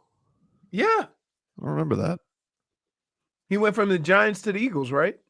Jaguars to the Eagles. He had a year where his rookie year, he was 21-6 on touchdown and interceptions. God, that team sucked, though. Ooh. Wasn't his fault. It was not his fault. They had a lot of things that were terrible about it, but he also didn't get much better. Right. So, like, you understand the conversation we're having right now. I remember one Thursday Night Football, the Jaguars and Gardner Minshew won, and his dad from Mississippi was on the stage, and I'm like, man, that's a sports dad right there. It basically brought everybody from Mississippi to this game. Nope. This is a crazy conversation. It's a sad conversation. I don't feel like we've made each other better. I feel like there's no spacing. Like, it's just. Well, I think we did make each other better because you admitted that I was right about the Kirk Cousins thing. No, I didn't say you were right. I just said of all of your bad options, that was the best one. That's like saying, hey, this turtle is really fast. There's not even like another one that's like remotely sexy. Because everybody needs a quarterback. So if there's anyone that's remotely sexy, he's going to be starting somewhere. You think Kirk Cousins is going to get a starting job, or he going to be a backup?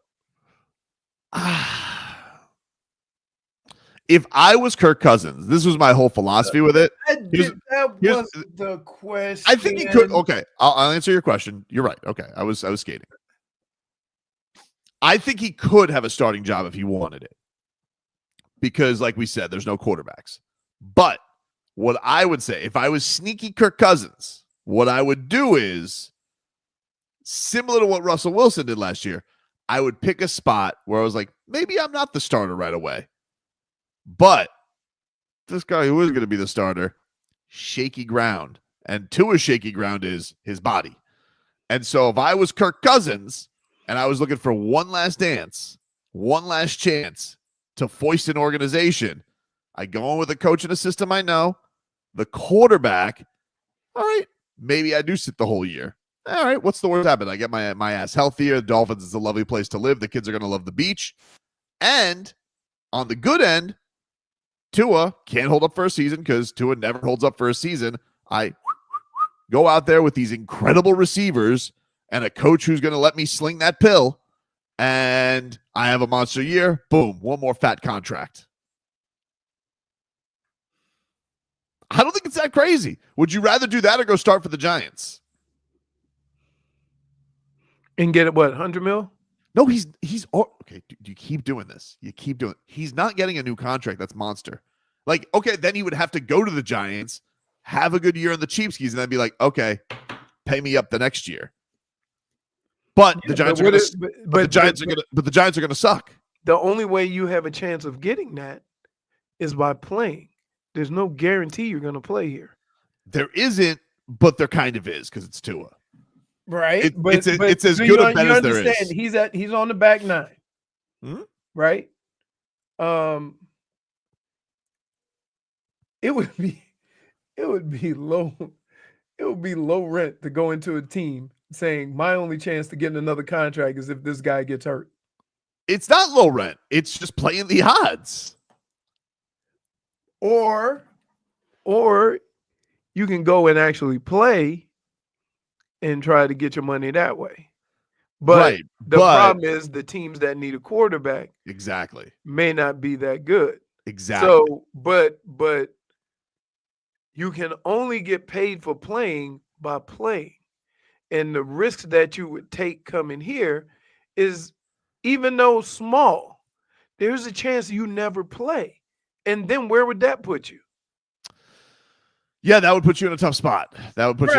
So the only solution to getting another contract is going somewhere where you know you're going to play. Yeah, but I think the thing is, like, you're going to a situation where it's as safe that you're going to get some games as any in the league. He's going to probably miss some games. Oh, okay. And I hate to say that. It just is what it is with Tua. You guys know I love Tua. Okay. I mean, I hear you.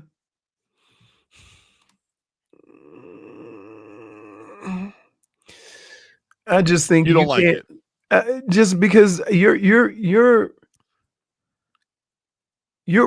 making an assumption that you're playing the history, which is fine.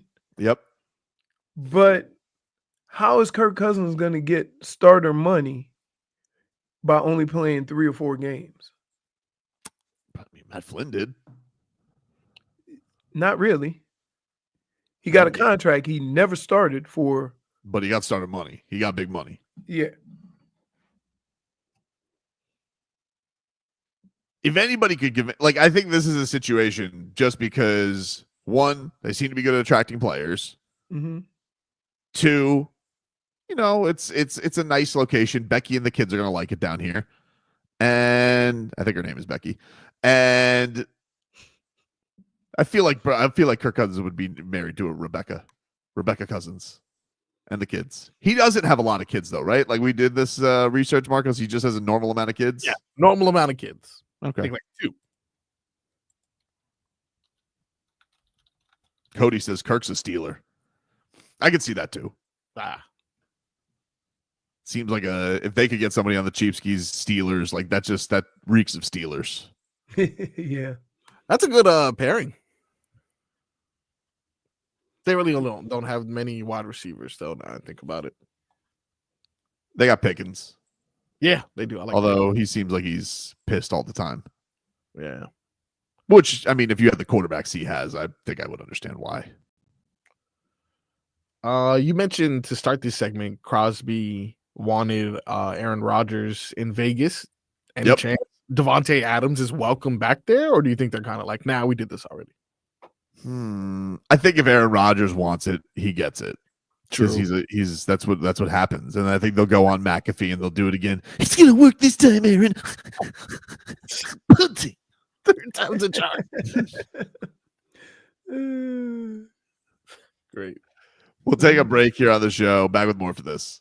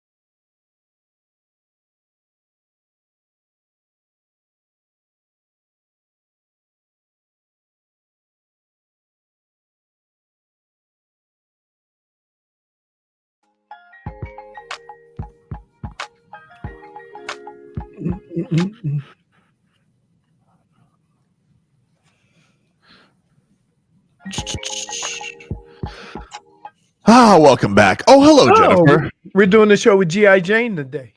Okay, cool, nice. He is right, though. I mean, you we can almost can't see you on the background with the wall.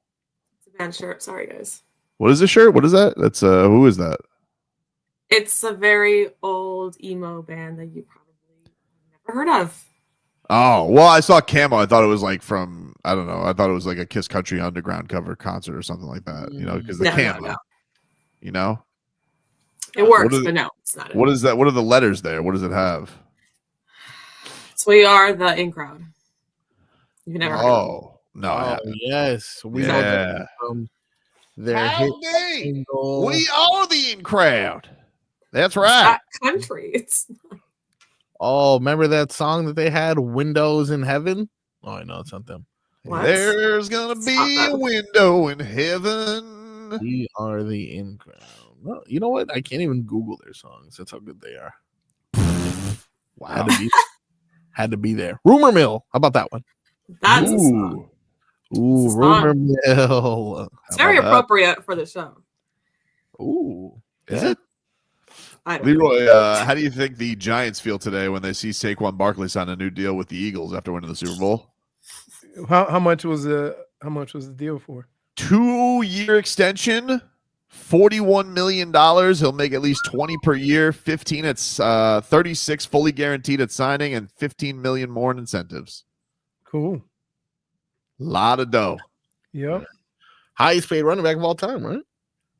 That's what they say.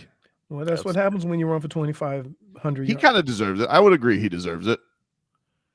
Yes, I do think he deserves it. And that's not always what happens. You know, sometimes you get these crazy one-off seasons, the Chris Johnsons, Jamal Lewis. And then, you know. No, he's been good his whole career, dude. He's been good, dude. He could have been MVP last year. I can't believe, though, that they really ruined this whole not having Hard Knocks thing. I'm so mad at the Giants. Really enjoyed that show. It's been a couple of weeks and you're still upset. It's just upsetting because it's a great show. I love the behind the scenes show. You know what I was watching yesterday? I was watching Full Swing, Scotty Scheffler arrest episode. Ooh. Man, that's a year? Well, yeah, they got to shoot it and then they air what they shot a year ago. Okay. And what's that about? Oh, they do backgrounds on all the golfers and things like that. So this episode was Rory McIlroy's divorce and then reconciliation with his wife, and then it was Scotty Scheffler's arrest.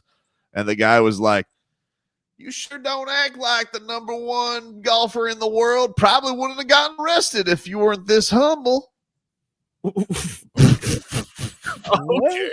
Thanks, dude. I was like, all right. Look at this cooperative. Whatever happened to the cop? Oh, I don't know. Basically just lied. I think he's still wrangling varmints in that town. He's definitely wrangling varmints. They got him. He's now the dog catcher. Oh, yeah. Please return to your vehicle and turn off the engine. Sir, I'm going to attach myself to your vehicle if you don't stop your vehicle. Like, first of all, why? Right? That just seems like a crazy thing to do. You're going to stop the car by jumping on it? Right. What are you, Ace Ventura? Right. The only thing that could happen is you get run over. And would that be Scotty Scheffler's fault? Dude, you jumped on my car. Yeah. I don't know. But it was that Full Swing's a good show. I enjoy it. Because they give you everybody. Like, there's not anybody who's not giving access on that show. Well, because it's golf. I feel like golf doesn't like that stuff, though. I felt like golf wouldn't have liked that stuff. Not with the way social media is, and you have a lot of guys who are, active on social media. That's one of the reasons why Ricky Fowler is so big, is that, like, social media, they love him. Yeah, that's what they were saying with DeChambeau. I was watching that too, because he used to be hated, and now everybody loves him. Well, it had to do when he won the U.S. Open. The whole week, all he did was interact with the fans, and he kind of rebranded himself. So yeah, golf makeover. Yeah, pretty much. Like, he just, there's certain ways you can go about it. It was one of the reasons why a lot of people like Phil over Tiger, because Phil was engaging and Tiger wasn't. Not me. No, of course not. But I'm just saying that's, I feel like they need a Phil Mickelson episode. They need to go find his ass. You got to find him first. Go find his ass. That's what I want to see. Where's he at? I don't know. He's old and he's playing on live, I'm guessing. Live. I think it's the coolest setup for golf. If you've ever been to a golf tournament, here's what happens. You go to a hole or you follow somebody. So you'll stand, if you're following Tiger, it's 20 deep, you can't see nothing. So if you go to a hole and you go early and you get your spot up front, you got to wait all day for all the golfers to go through, right? Because they have different waves or whatever. And so you might be out there 8 hours to see everybody. The way it works in live is because they all tee off at the same time. You could sit at one hole and you'll see everybody golf like you're following one group. We'll take a break. We'll get to our favorite Wednesday game. Rats Off a Ship is next.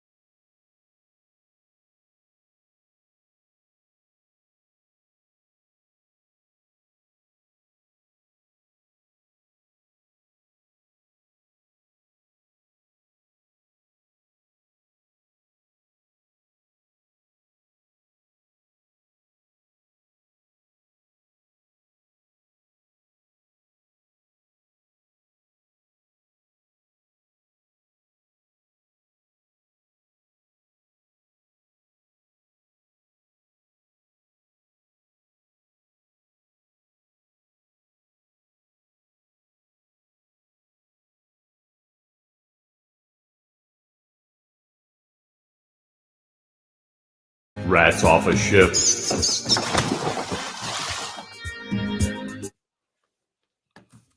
All right, welcome back, everybody. Tobin and Leroy here with you, 560 WQAM. I want to let you guys know again that WQAM invites you to experience every upset, every buzzer beater, and every heart-stopping moment at Odyssey's Buckets and Bets from March 20th through the 23rd. It's presented by Hard Rock Bet. We're transforming the Seminole Hard Rock Hotel and Casino into an ultimate college basketball tip-off weekend. Immerse yourself with massive LED screens, beers with your crew, and real-time betting action. VIP tickets and packages are available at Ticketmaster.com, and you guys get all the info at WQAM.com. It's sponsored and offered by the Seminole Tribe of Florida. You must be 21 or older and physically present in Florida to wager. Terms and conditions apply. Gambling problem? Call 1-888-ADMIT-IT. Seminole Hard Rock Hotel and Casino in Hollywood. Keep listening to our show for details on how you can win. What do we got today, Jennifer, for Rats Off a Ship? Well, for starters, we have Leroy making it through Lent. Rats off a ship. Look, dude's going to crack. There's no doubt about it. There's going to be some slippage. We're going to have an opportunity that something is going to happen where he just can't help himself. It is what it is. It is what it is. Like, now, I will say this. Mm-hmm. Taking Leroy into the wild is not conducive. Yeah, We're going to spend a lot of time on the road. At Buckets and Bets, which is going to be in a couple weeks, we're going to be in a casino full of people, and you're not going to fat shame? Malarkey. Like, do you know how many people wear undersized shirts at casinos that are at the black table? How many plumbers cracks are going to be at a slot machine? Like, you have zero chance. We were on the Kaseya Center tour, and you were like, dude thought those shorts were a good idea. Like, the loudest person on the tour. And it echoed and it resonated through the gym. No, it did not whispered. You were not whispering, Leroy. The only thing that saved you is because that guy was Swedish and he didn't speak English. The amount of looks. Recalls count, by the way. Recalls count, by the way. I could see you were getting ready to reach back. Reach back to your fastball. No, I wasn't. Thanks for all the support, though, you guys. I appreciate it. Who are your rats? My rats aren't off the ship, baby. You're so dumb. You have no shot. Look at that. Oh, look at those rats. They're like, you can do it. Are you shaming rats right now? No. I'm just saying, look at the rats. They're like, they got the utmost faith in me. He's going to be like one of those vampires in True Blood that has to eat rats because he can't eat human anymore. He's going to start fat shaming animals. He's going to be, look at you. What are you looking at? No fat shaming. Interesting. It's all a new me. Yeah. We bring you live from Davie today, where a man seems to be fat shaming horses. No. Jennifer, where are your rats? Me? Leroy, I love you, but I'm rats off shit. Rats off shit.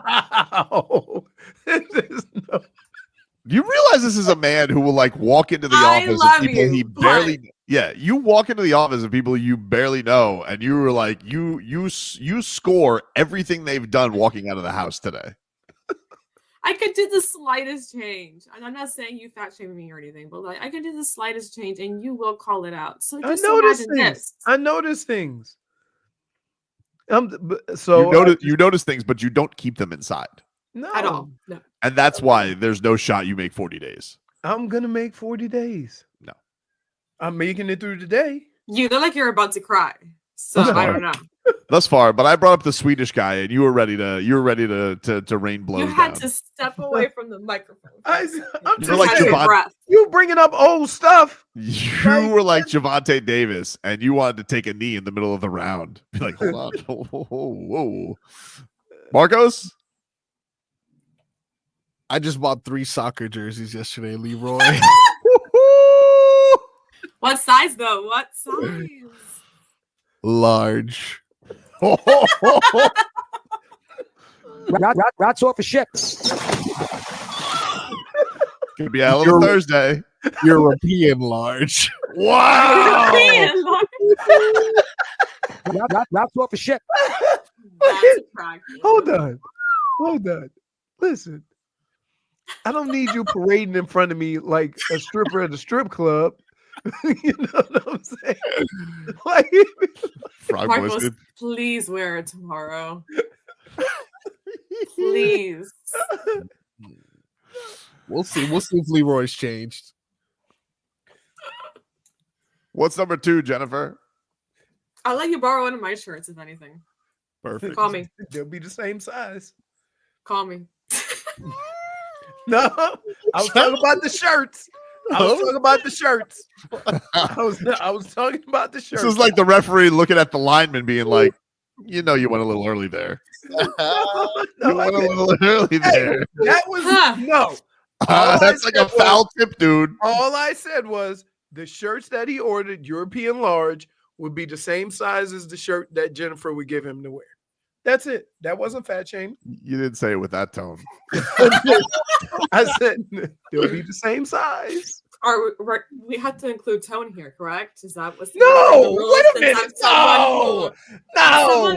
Either fat shame or you don't. There's no tone. It's fat shame intent is really what it is. And it's not. I'm just saying, like, I'm gonna let it slide. I was a foul tip. I didn't catch it. I didn't squeeze the glove. But that was good. It's clean. It's clean, Leroy. It's clean. What's number 2, Jennifer? Eric Ezukama becoming a thing. He says he's so confident he can contribute to the Dolphins. Okay. He's going to go on the list of greatest preseason players to never play football. He really is. He's incredible in the preseason. That being said, health played a substantial role in this. In the rookie year. Yeah. So I'm going, well, and the type of stuff they threw last year, he wasn't going to be a part of that. I'm gonna give him the benefit of the doubt. I'm not right off a ship simply because it kind of played out to the way it played out had a lot to do with him not getting, an opportunity. I'm not right off a ship because I know I'm going to get suckered in the preseason again. You will, for sure. Like I know there's going to be a preseason game where I'll be like, all right, here's the game. You could get pressured if it was up to you in spring ball. Oh, I still, I thought about this more yesterday. I really like the spring ball idea. You got no chance. I think the spring ball idea is a good idea. Especially when I would say this. If you have a player that needs some development,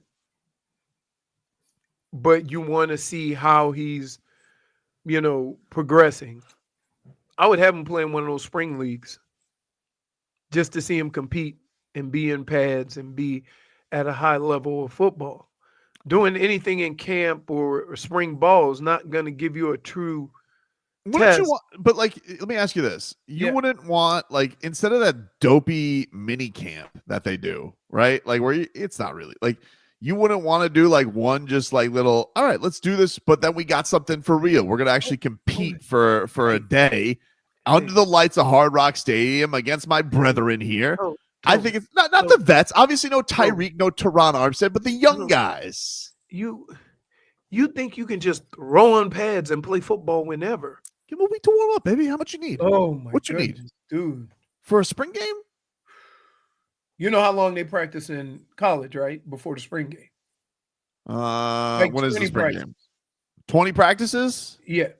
Yeah, but those are young kids. Talking about people, adults, professional athletes. They're working out already. These guys would be young kids too. It'd be most of your younger guys. Yeah, but they're already tuned up. They already know what it takes to get not tuned up. That's why you even consider them for this nonsense. A spring game, dude. I still think it's a good idea. No, I'm thinking if you have an opportunity. Leroy, I think you think it's a good idea because you keep bringing it up. I didn't bring it up. It's a Kirk Cousins thing. It's all over. It's I have a little bag here, and it's filled with Tobin dumbass suggestions. I just added that to the bag. No, I mean, I think it's and every one of your dumb ideas starts with this. Hear me out. Yeah. I know. Hold on. Let me get my bag, like my little pooper scooper bag when you walk the dogs. And then Dade South says spring ball has started this week. Hasn't been a peep. That's because I know if I get excited about anything with Kane spring ball, he's gonna be like, it's spring. I already know how that's gonna go, Dade South. You're lucky you're not going to the broadcast over there where the Marlins are. Oh, Spring why? training. Because tight jerseys? Yeah, he'd be done.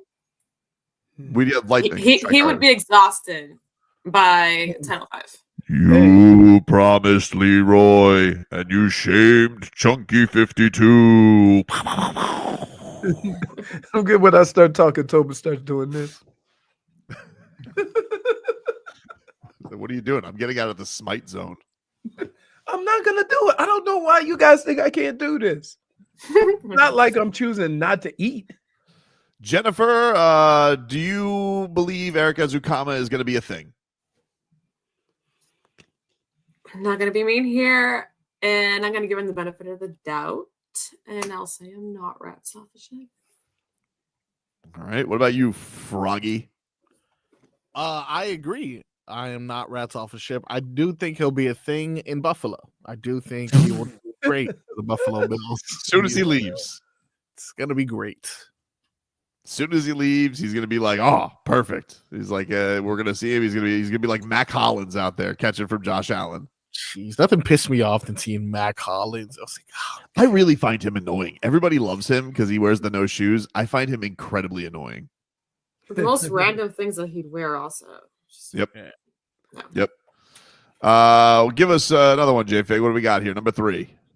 Well, I'm going to cut this one short because I will butcher a name, but here you go. Ooh. Dana White is running a new boxing league. Ooh. Bankrolled by Turkey. Turkey a la shake? Mm-hmm. Oh, new. Okay. I saw this. I have questions. I have questions. You have questions? I have questions about this. So he's basically, Turkey wants fighters to stop ducking fighters, right? That's why he's paying them a whole lot of money. And we're getting a lot of good matchups, But he does want some system to refurbish boxing. So when guys are in rankings, they actually have to fight one another. They can't just duck, which the UFC does, even though the UFC doesn't really listen to their rankings, nor does Dana White like the rankings. They want big fights. Yeah, and also, like, he hoses the ratings down. He bitches about the ratings all the time. Like, it's not one of these things that I really believe. But here's the thing that I'm really curious about, right? Dana White's entire entity in boxing or in UFC has been to do things while paying the fighters as little as possible. Right. Turkey has basically gotten in the game by throwing incredible, insane money at fights that nobody would pay for. How's that going to work? Right. Because the whole point of it is getting people to buy the fights. I just like, how is a guy like, is Turkey going to be like, hey, your budget is unlimited? And then when that happens, how's that going to do for Dana White's other business, which is, whatever. This week you got Pajeda fighting Ankalaev, and Ankalaev's making $700,000 for the main event, and in Turkey's main event for TKO, somebody's making $7 million in the main event. Right? How's that going to go over? I'm just curious. I have questions. I'm not rats off a ship because I'm not going to doubt, but I would say skeptical rats. The root of all of this is whether you're in UFC or boxing, it is called prize fighting. You're fighting for as much money as you possibly can. Sometimes in the fight game here, people avoid fights so they can keep their record up because they know without that record, they can't make the big money. And so there are guys who are very protective of their record, and that's why they don't fight each other. Whereas what Turkey has done, he has put enough money out there where they are not afraid to dip their toe into those fights. How is it going to work out? We're going to get the fights we want. We're going to get the fights that should be happening here. but it may not be a good model for them to make money, but it's a good model for the fight game. So I'm not rats off a ship, even though I do think that they need to come up with a better system so that they can either be seen and get the money, right? Or not have every other fight game in the world plotting against them.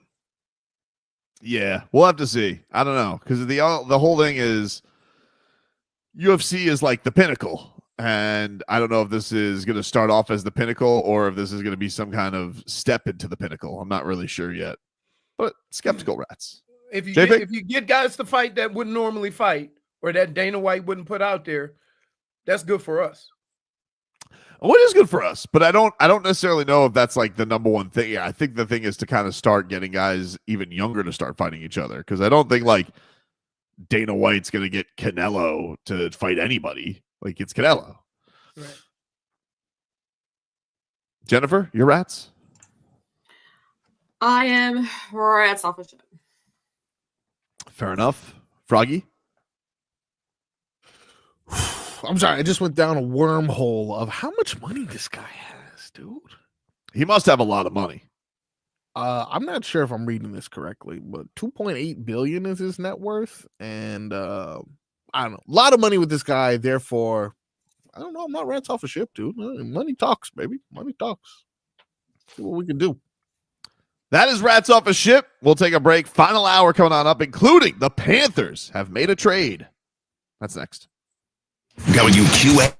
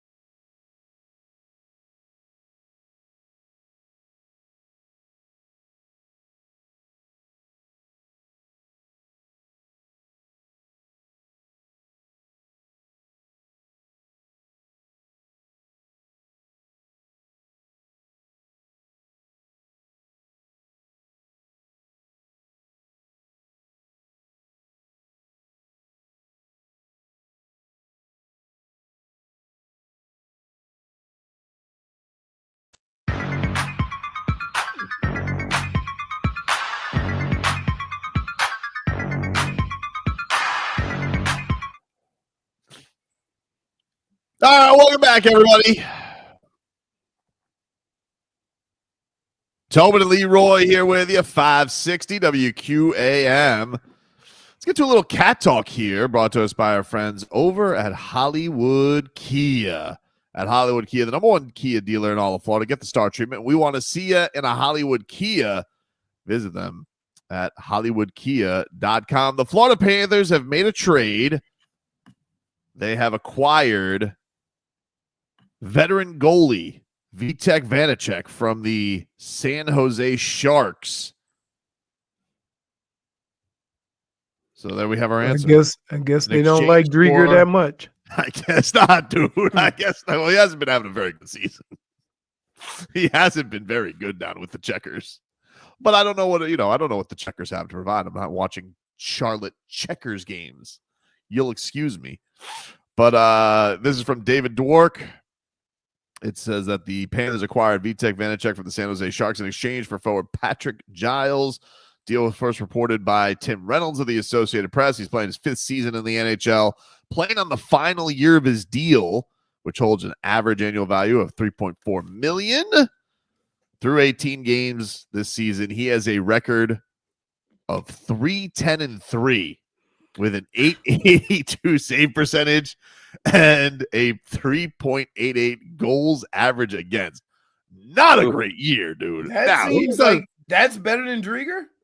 Well, don't say that. We don't know, Marcos. My finger slipped. Sorry. My finger slipped. So that's better than Driedger? San Jose this season has the fewest points in the NHL. So I guess they're saying, hey, he's on a team that sucks. We think he's good. I mean, they did the same thing with Seth Jones. They did do the same thing. They are getting guys who they think are talented and they think can provide. It's really a Bob insurance policy. Bob is 36.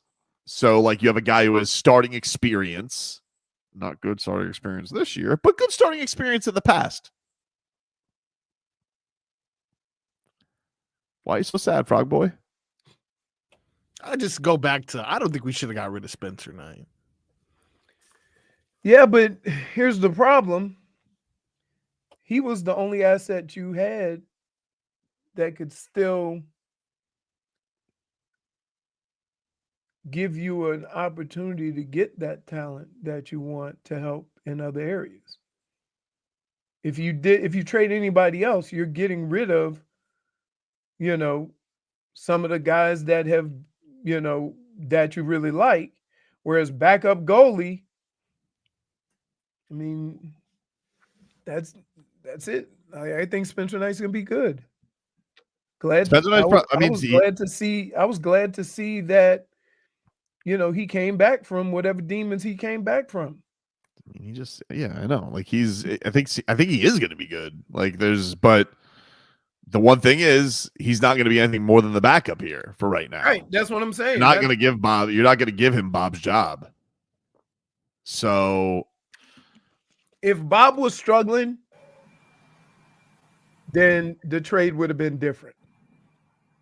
But because Bob's been great, the only real talent you have to trade is the backup goalie, who's really good.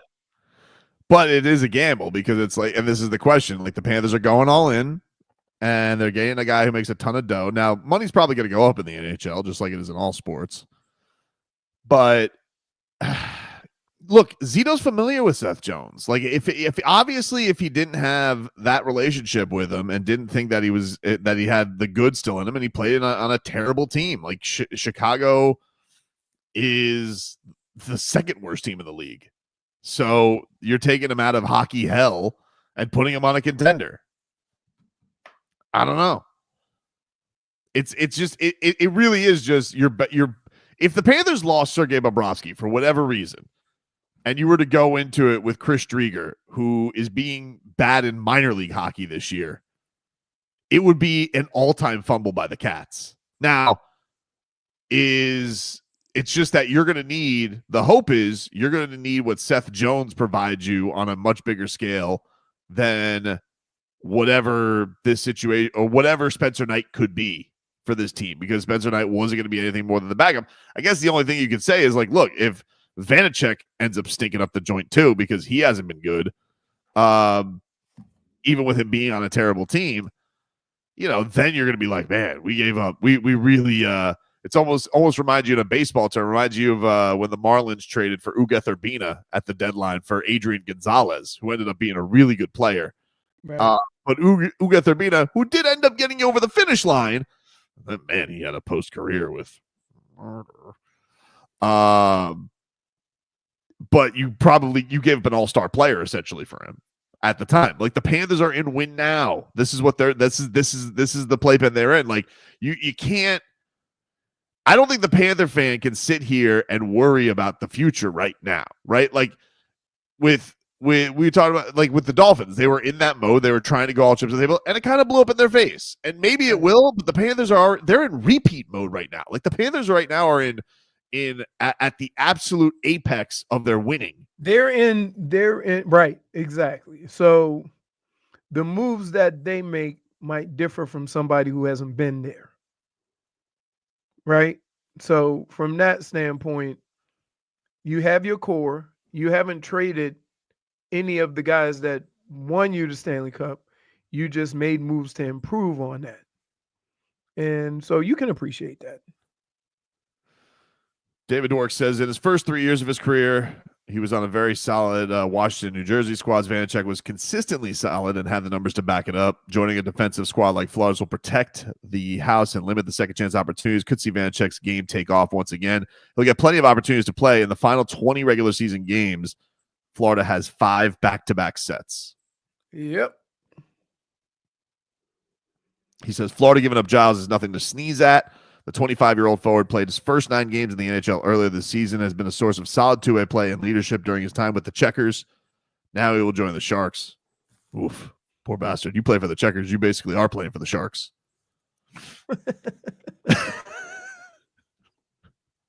You think Chris Grier's brother ever calls him up and be like, let me tell you something, dude. At least you're not the bottom of the NHL.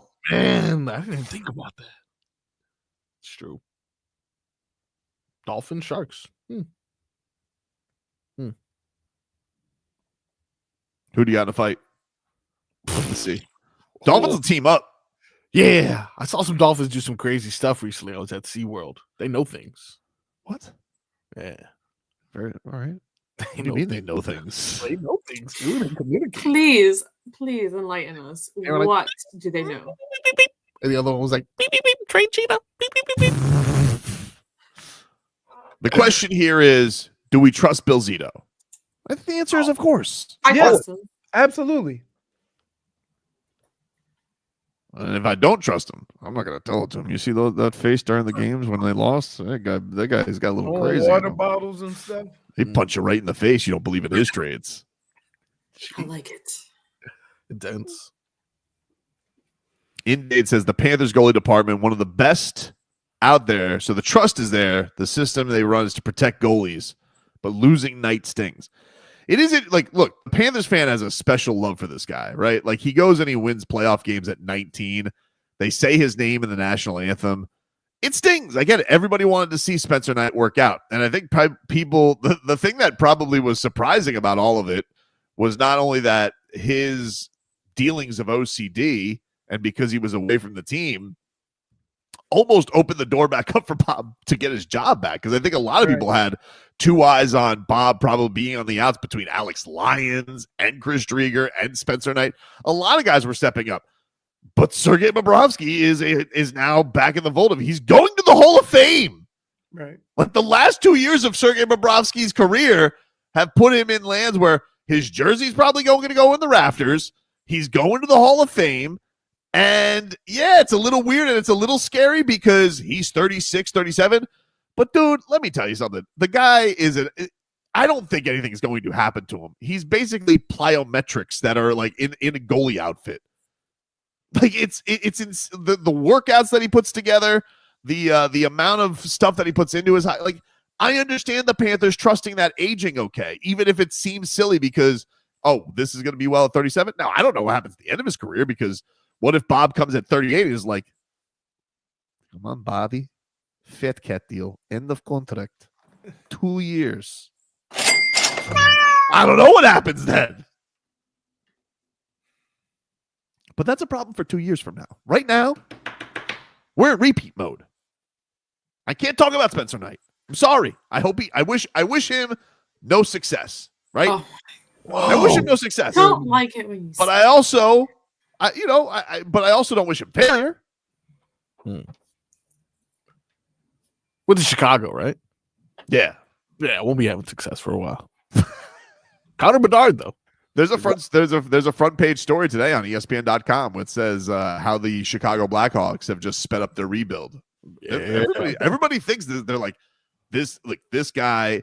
He is a prodigy between the pipes. We get it, but he wasn't going to be here. Hurts. Makes sense though.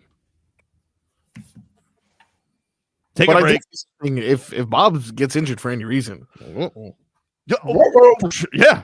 You're gonna be feeling like Nico Harrison. Yeah, but that's what he's gonna feel like right you now. Can't plan for stuff like that. Yeah. Right? Like to say we need to have a top-notch backup goalie when you can go get a guy like Seth Jones, or you know what I mean? I just think that's too much. We'll take a break. 15 minutes of heat is next.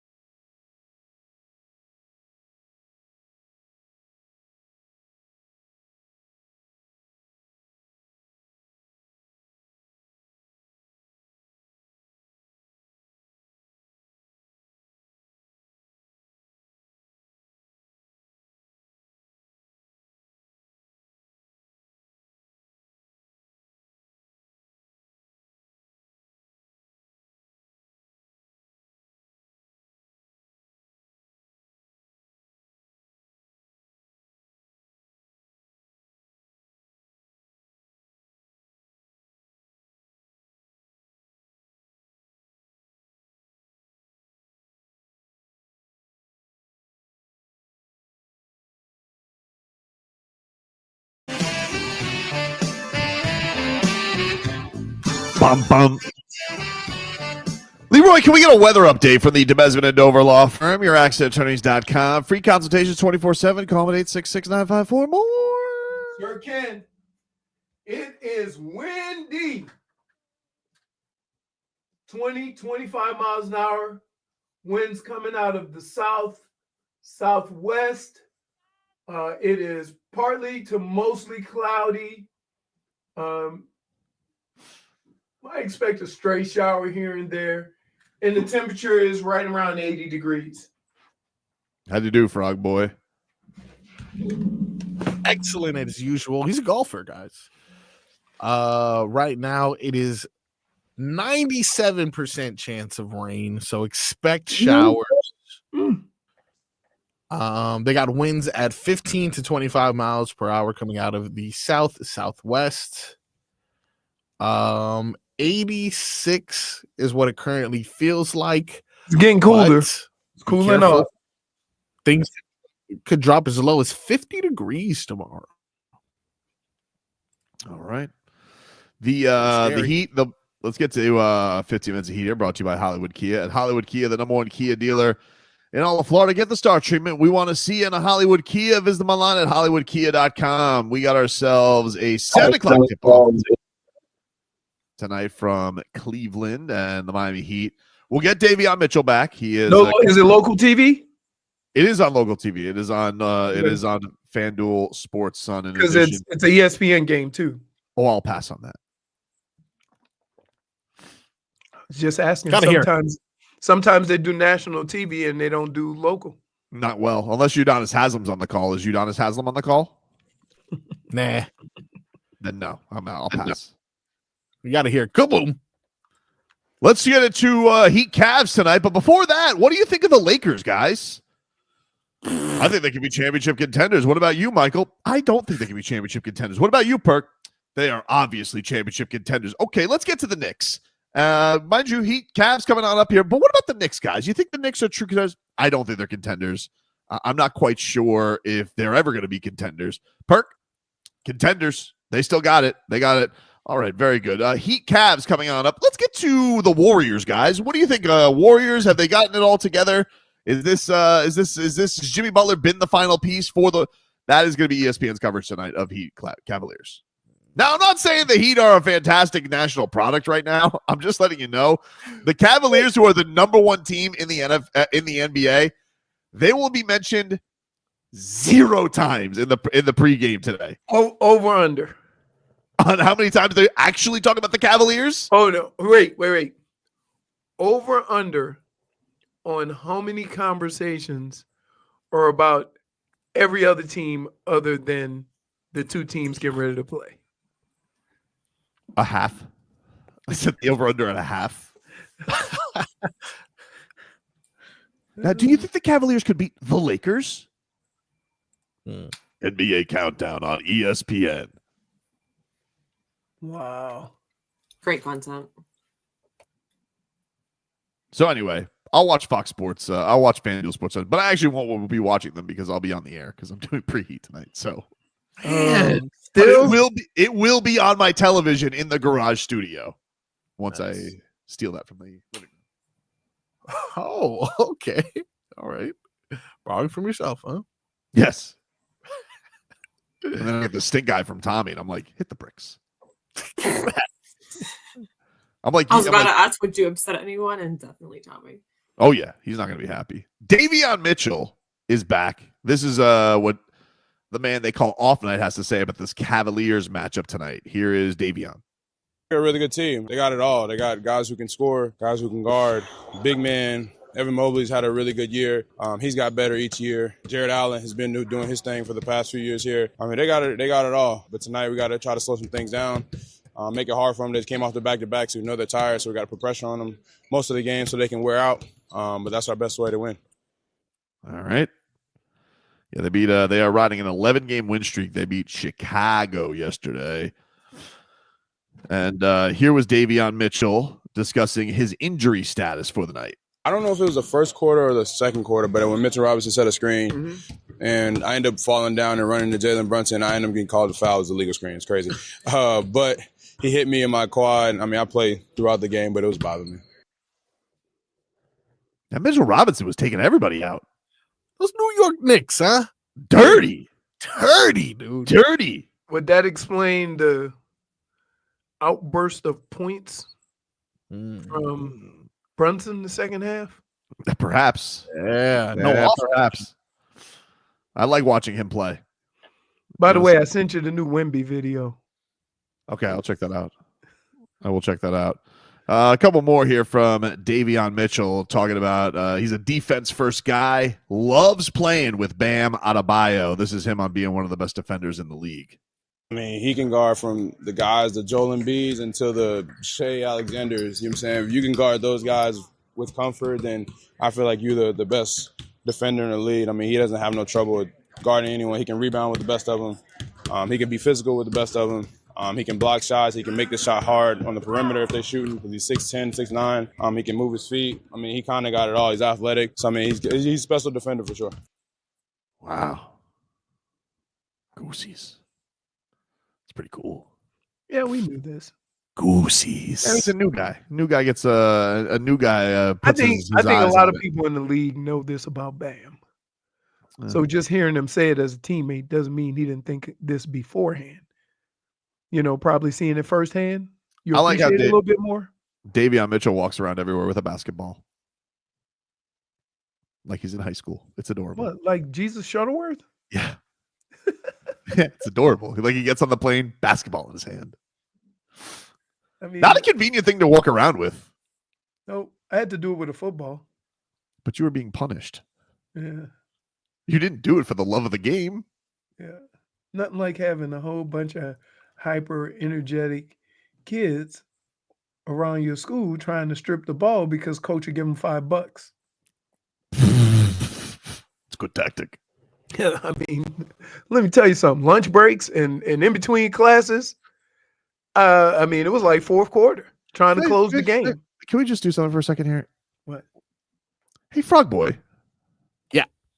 Who you been yammering to this entire segment that's got your ear so much on this this Heat conversation that you're not very involved with? I'm sorry. Taking you from something? I mean, you're usually not here now all of a sudden, but now you're just here in face but not spirit.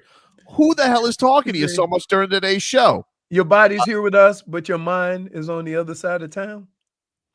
No, my mind is on opening day, which just got canceled, and a bunch of other engineering things that I probably shouldn't be privy to. But unfortunately, I just keep getting more information on it. All right, but red light's on. Like, you know, can we move past the sidebars? We have long commercial breaks.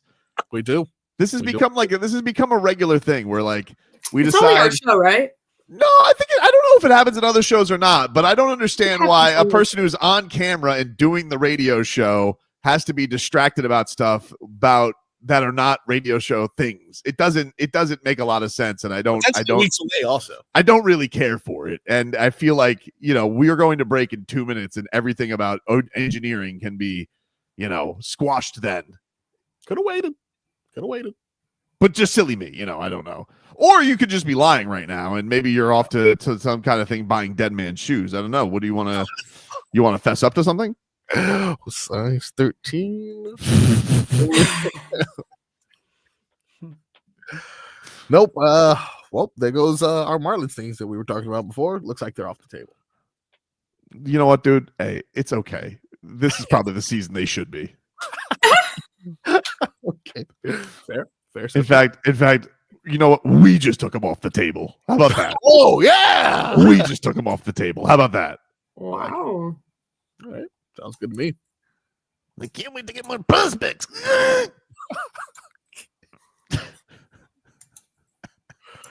Punting. C-Dub says Tobin the bully. I'm not bullying Marcos. In fact, what I'm doing here, C-Dub, is I don't think Tobin's being a bully. What I'm trying to do is I'm trying to actually say, can you guys let Marcos do his job, which is to be here, to be my punching bag and or to be my echo chamber. And what instead you guys drag him during the show of like, we need this, that. Do it during the break. Please. It's not a big ask. I understand that he's there. Listen, I understand. Look at that little face. You want to pinch his cheeks and you want to hobnob with him, but now is not the time. It's not the time during the show. It's not the time during the show. It's really not. I need Frog Boy to be Frog Boying, and him sitting there. What are you doing? Are you? I think he's pinching his cheeks or smacking him. Are you trying to do? Were you doing? What were you doing there, Leroy? Slimming down the face. I was pitching his cheeks. My spirit is offended. No. Spirit's offended. I don't know why. Spirit's feeling offended. All I'm saying is, if it's not urgent, could people not bother the producer while he's producing the show? Because I used to be a producer. You may say I'm doing this as like a deep thing. I used to produce for a very long time radio. Okay. And I got to tell you, everything that you guys come in there with when the radio show is going on could be solved during a commercial break, not while the show is going on, unless an F-bomb was said over the air or there's some kind of actual emergency. A broadcast that's going to happen on Monday and or opening day is not something that needs to be discussed while the show's going on. Especially when you won't even be here. Exactly. So, ergo. Wink. Ergo, stop bothering Frog Boy. Scooby's angry. Scooby's angry. We'll take a break. Some NFL happenings to close things out. We'll get back to it after this.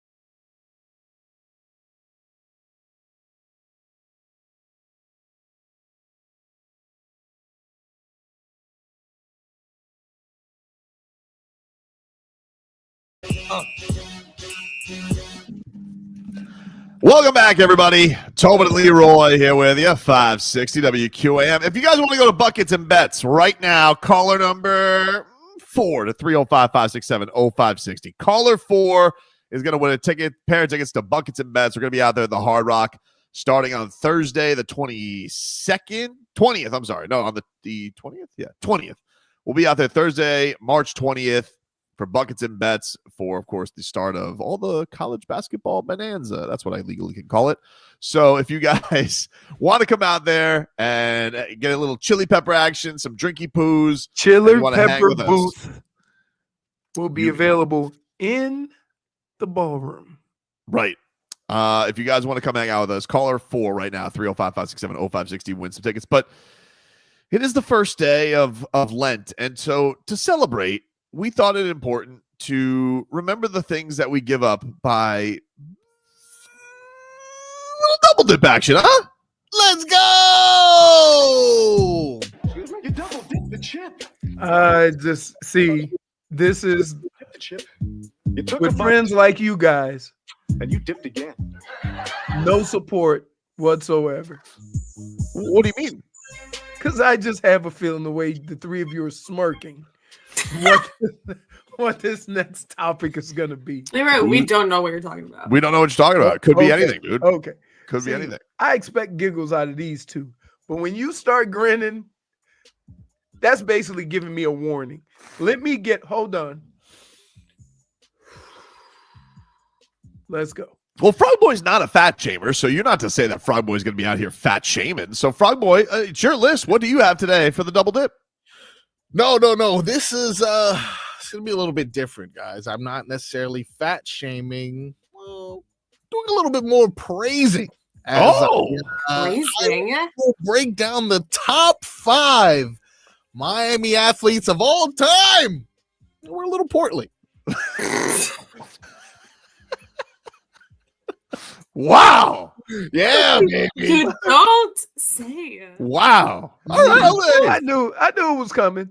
Go ahead. I'm ready. I'm ready. Listen, I am committed to this, and you're not gonna get me. Big guys need love too, eh, Marcos? Yeah, they do, baby. Yeah. So let's get to it. Who do we got? Let's start off with a blip in Miami sports history. You'll remember this moment for the man who got fat shamed into changing his body style. That is none other than Dion Waiters. Wow. Woo-wee. Billy Cheese. That kind of looks like the shirt I'm gonna let you borrow tomorrow, Marcos. Oh, perfect. Do you got any smaller, Mike? That is quite snug. Pretty good. Quite snug, Leroy. Leroy, what do you think? Leroy? Nope. Not I'm gonna just say this. Once I open the floodgates, it's over. So I'm not gonna start. He's sweating right now.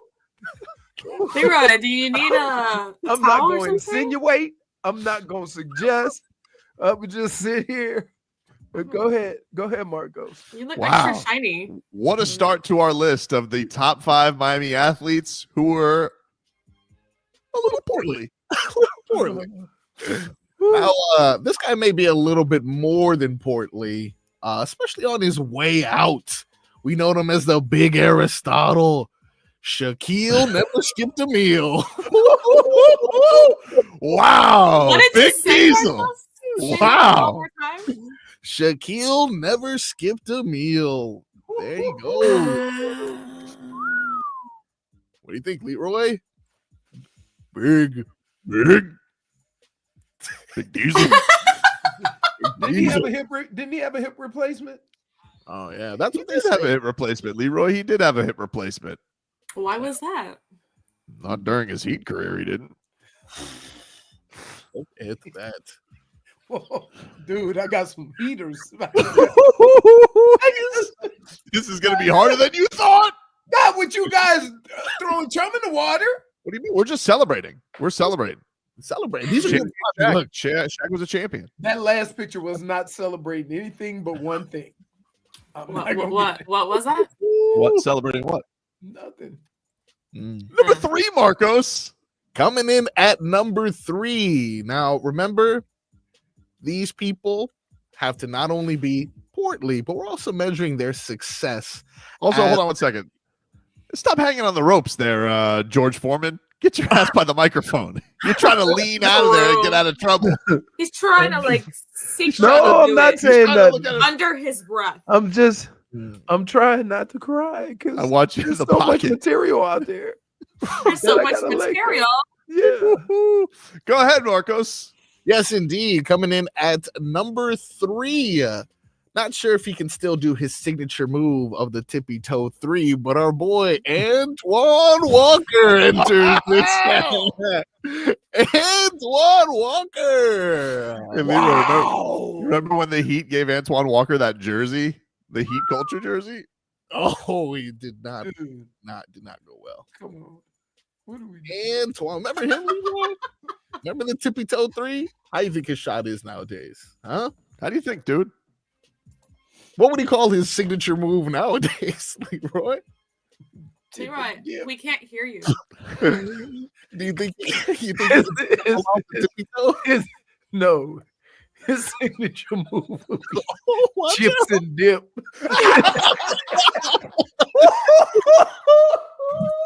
That's not fat shaming. That's not fat shaming. That's not fat shaming. Order. I know. That's not fat shaming. I was not.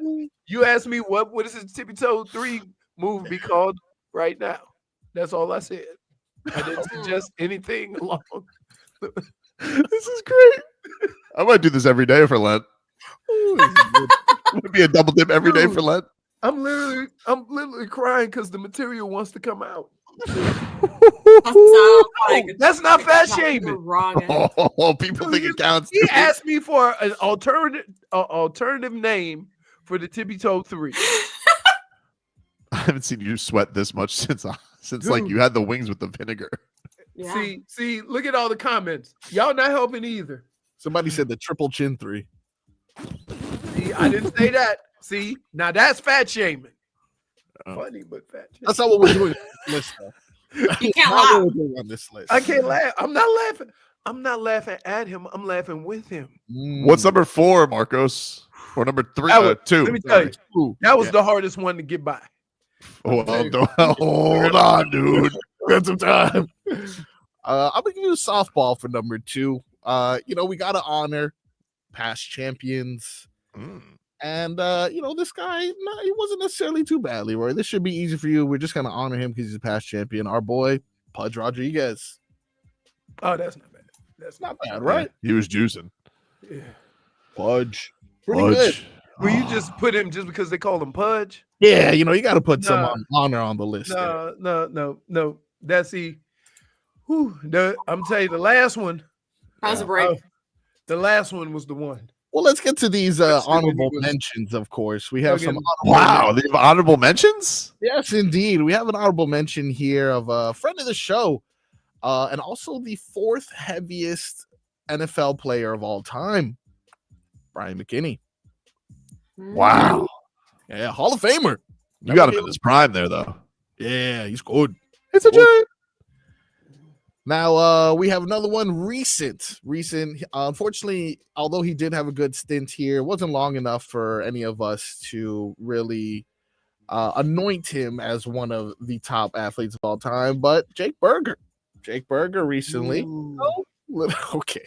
Jake Berger wore it well, though. Like when you meet Jake Berger. Can I just say this?